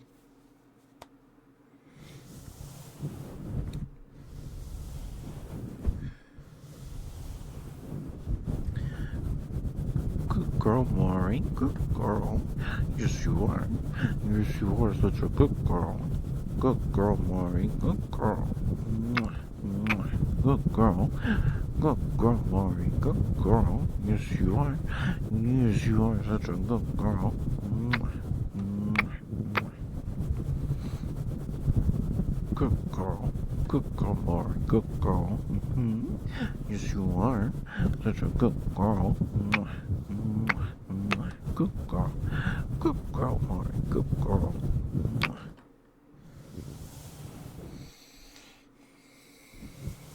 There you go, Maury. Thank you for the redeem. Hope that was alright for you. Hope you get some good sleepies tonight. Oh, that is right. You did lose all your music. In the past 2 days, you've made 52 songs? Oh my goodness. Excuse me, sorry.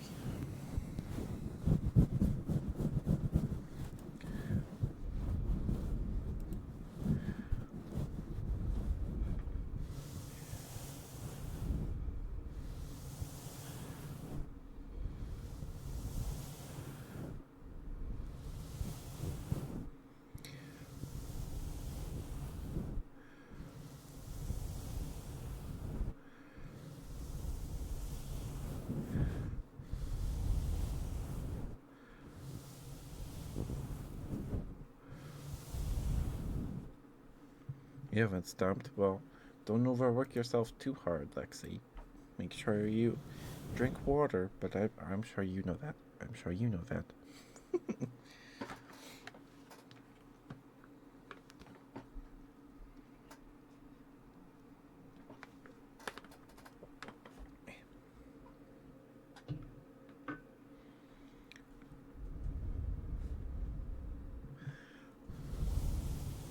They've been the best music ever made. Well, that's good. From what you showed me, it's very good music.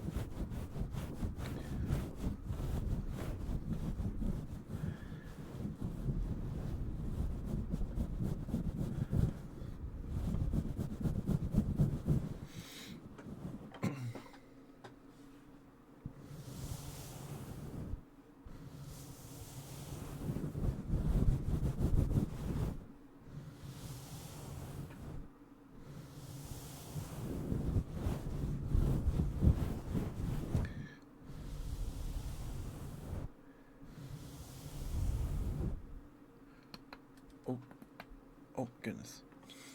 Sorry if you heard that.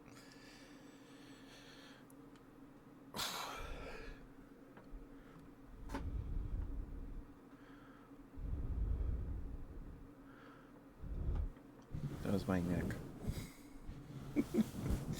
That was my neck. Sorry about that. Ouch. Almost kind of hurt, but oh well.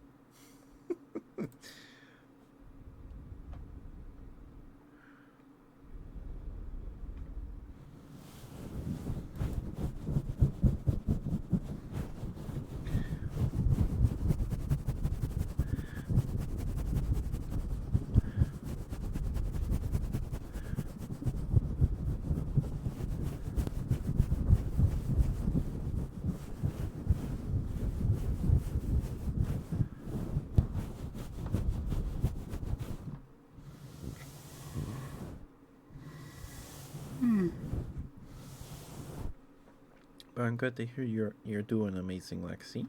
Happy to hear. Thank you for stopping by. Thank you. Always a pleasure to see you, sweetheart.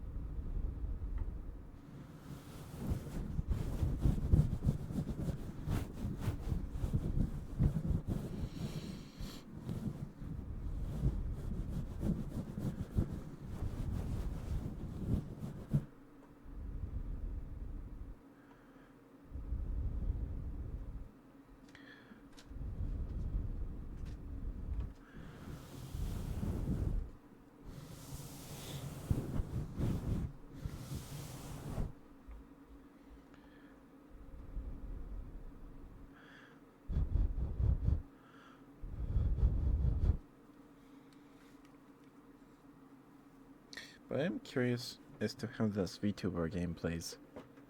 The V card game. Very interesting name, but I suppose it makes sense for a VTuber themed card game. But the vibes I get from it is just vague vibes. I don't know too much about it. Is that it's just for collecting, seemingly.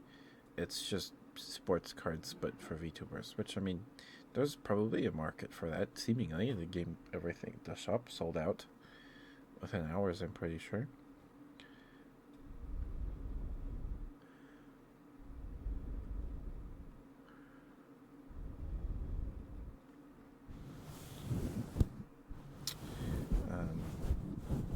So, I don't know.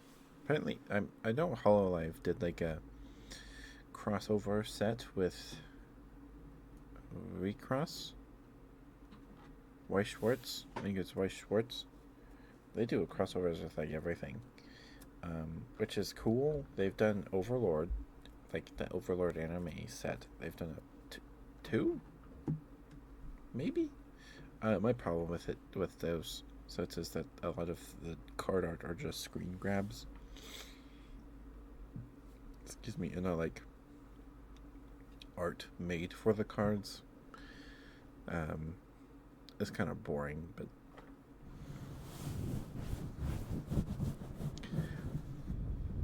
you want to play Overlord card game, that's where you go, right? So.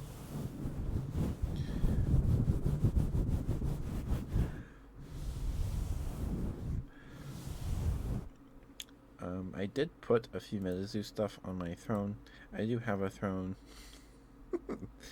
It's down there in the corner of the screen right there. Like you can scan the QR code, and I believe there might be a link in the about section. There is a widget in the about section to the list. You do not need to get anything on my throne. You do not need to get anything. We're trying to get this 3DL funded, but that's alright. We'll get there one day. Maybe in June I'll do another. We can do like a week of 12-hour streams. Maybe, I don't know. In June, maybe maybe not for the week of my birthday, but it'd be fun to do something like that. I like doing the 12-hour streams. I do. But we'll see what it's looking like in like June or whatever. I think the last one I did was June or July. So.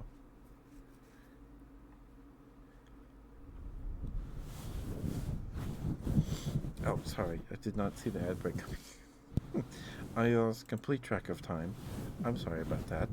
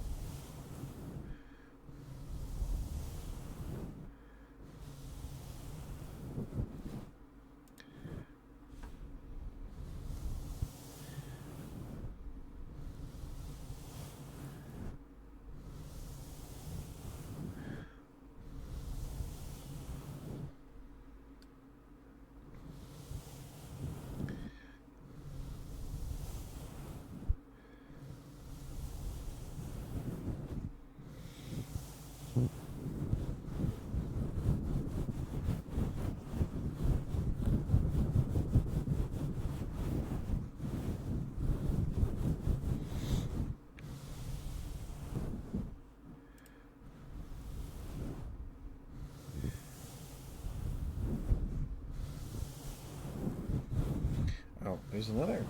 I don't know if it's a card game. I don't know if you guys are too young, too old. I don't know. But there was a toy line um, called Gormity. Gormity. Let me let me let me look it up real quick. Gormity.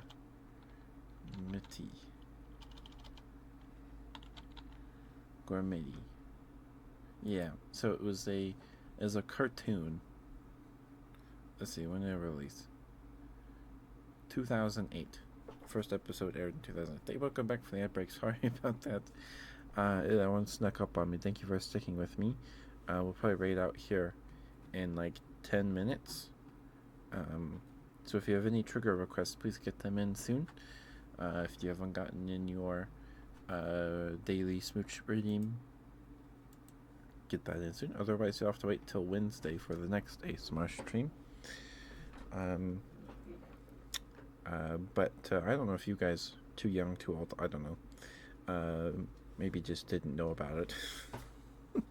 There was a cartoon toy line called Gormity. 2008. I think I watched a bit of the cartoon. Maybe. Maybe.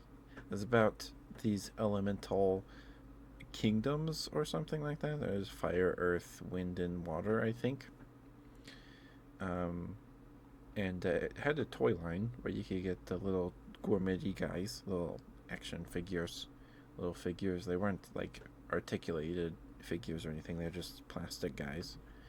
But each element had its own theme, right? There were earth guys, water guys, wind guys, and life plant guys. And I remember seeing commercials for it all the time on just commercial breaks on TV. Because I remember there's a commercial. Because, it's all the kids playing with the toys or whatever in the commercial, like, boom, boom, boom.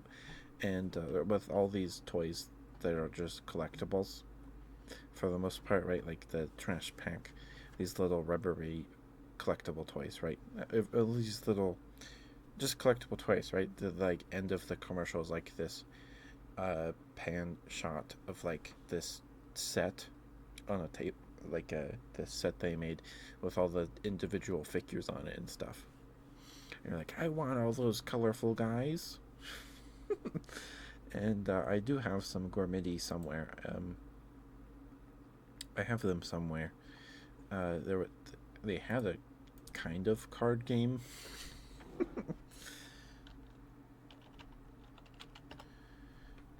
It was so you would get a figure and then you would get a corresponding card of that guy, and you would play the game was that you would line them up. You would randomly pick like 5 guys, 5 Gormity figures, and their card or a random card, I don't remember.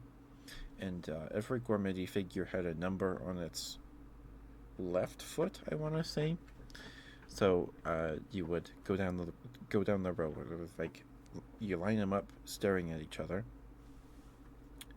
Your line of guys staring at your opponent's line of guys, and then you would go one by one. You would flip them over, look at the number on their feet, and you would look at their card to add those numbers together.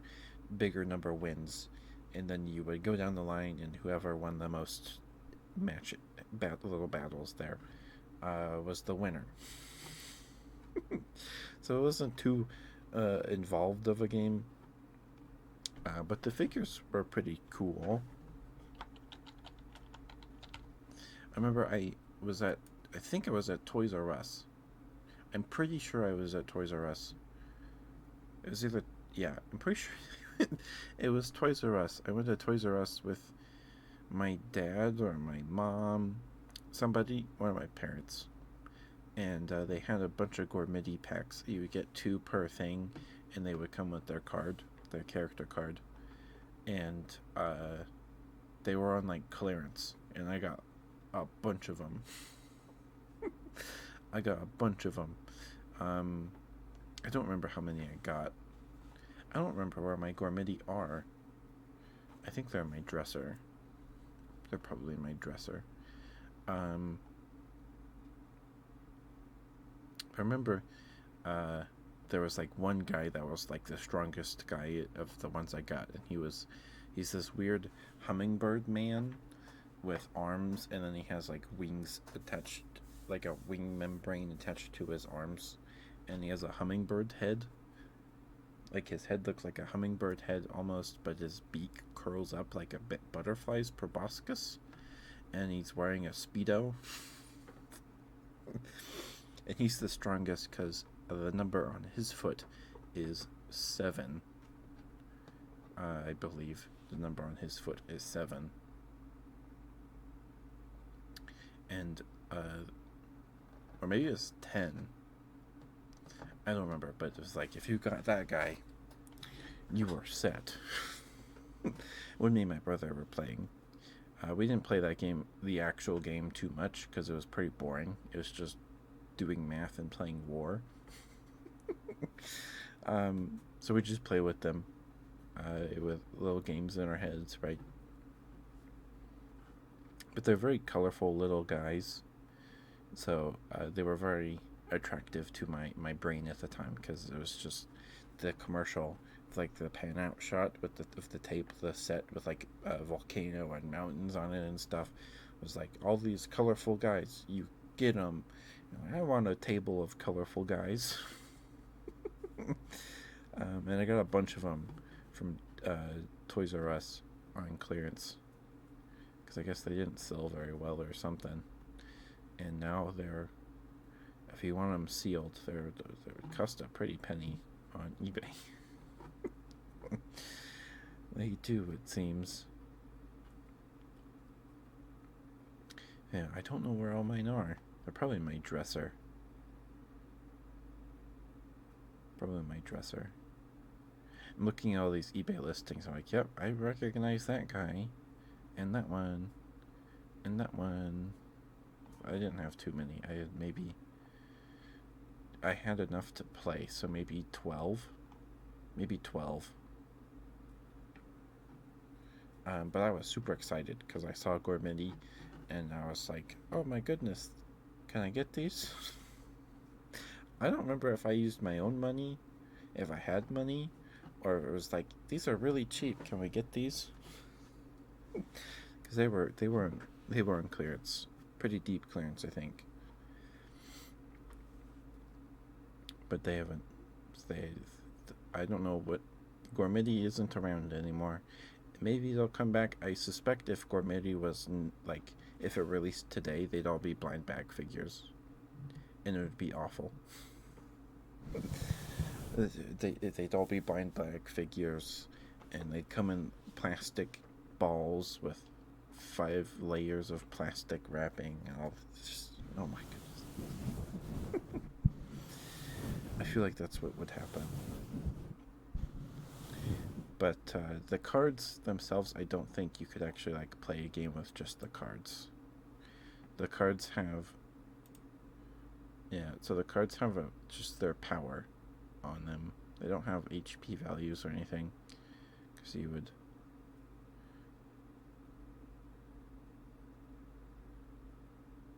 This guy's got a lot of them in this listing.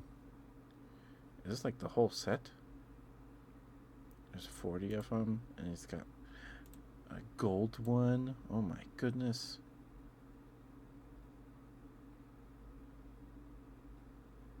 Yeah. I don't know. They're cool guys. They're cool guys.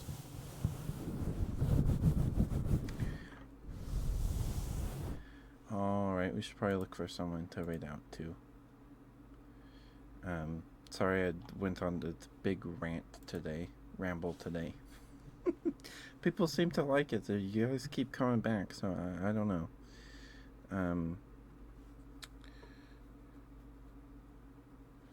But I think we'll raid Minari tonight. I think.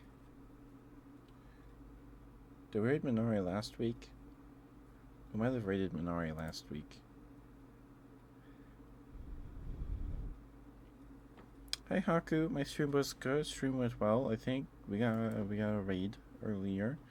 I was just talking about card games and stuff today.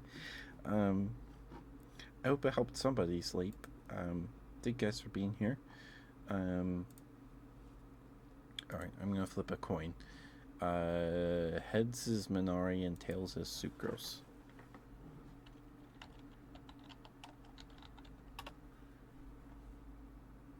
Okay, so heads is Sucrose, tails is Minari. Here we go. No, that's the opposite of what I said. Heads is Minari, tails is Sucrose.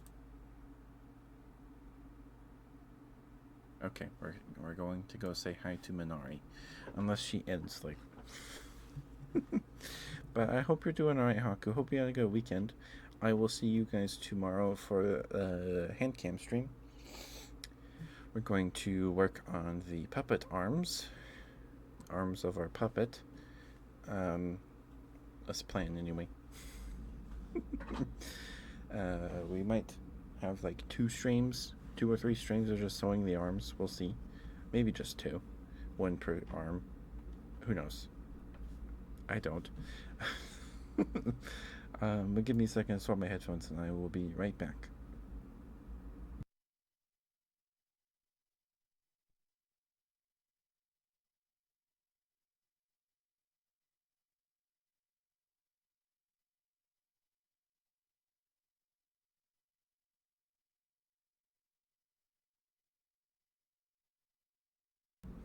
Okay.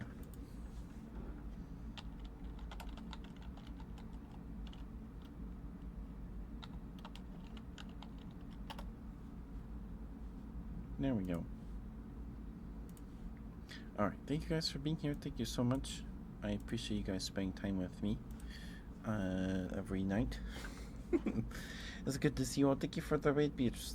Thank you. I appreciate it a lot. Thank you so much. And thank you guys for listening to me ramble about MetaZoo again. I will see you guys tomorrow for hand cam sewing. Tuesday we have some more Digimon schedule as usual. Yep. I don't know if after we beat Cyber Sleuth, if we'll take a break and play something else and then go to Hacker's Memory. I'm not sure. I'll have to think on that. Because there are some games in my backlog I would like to play. And we're definitely not finishing Monster Hunter Stories anytime soon.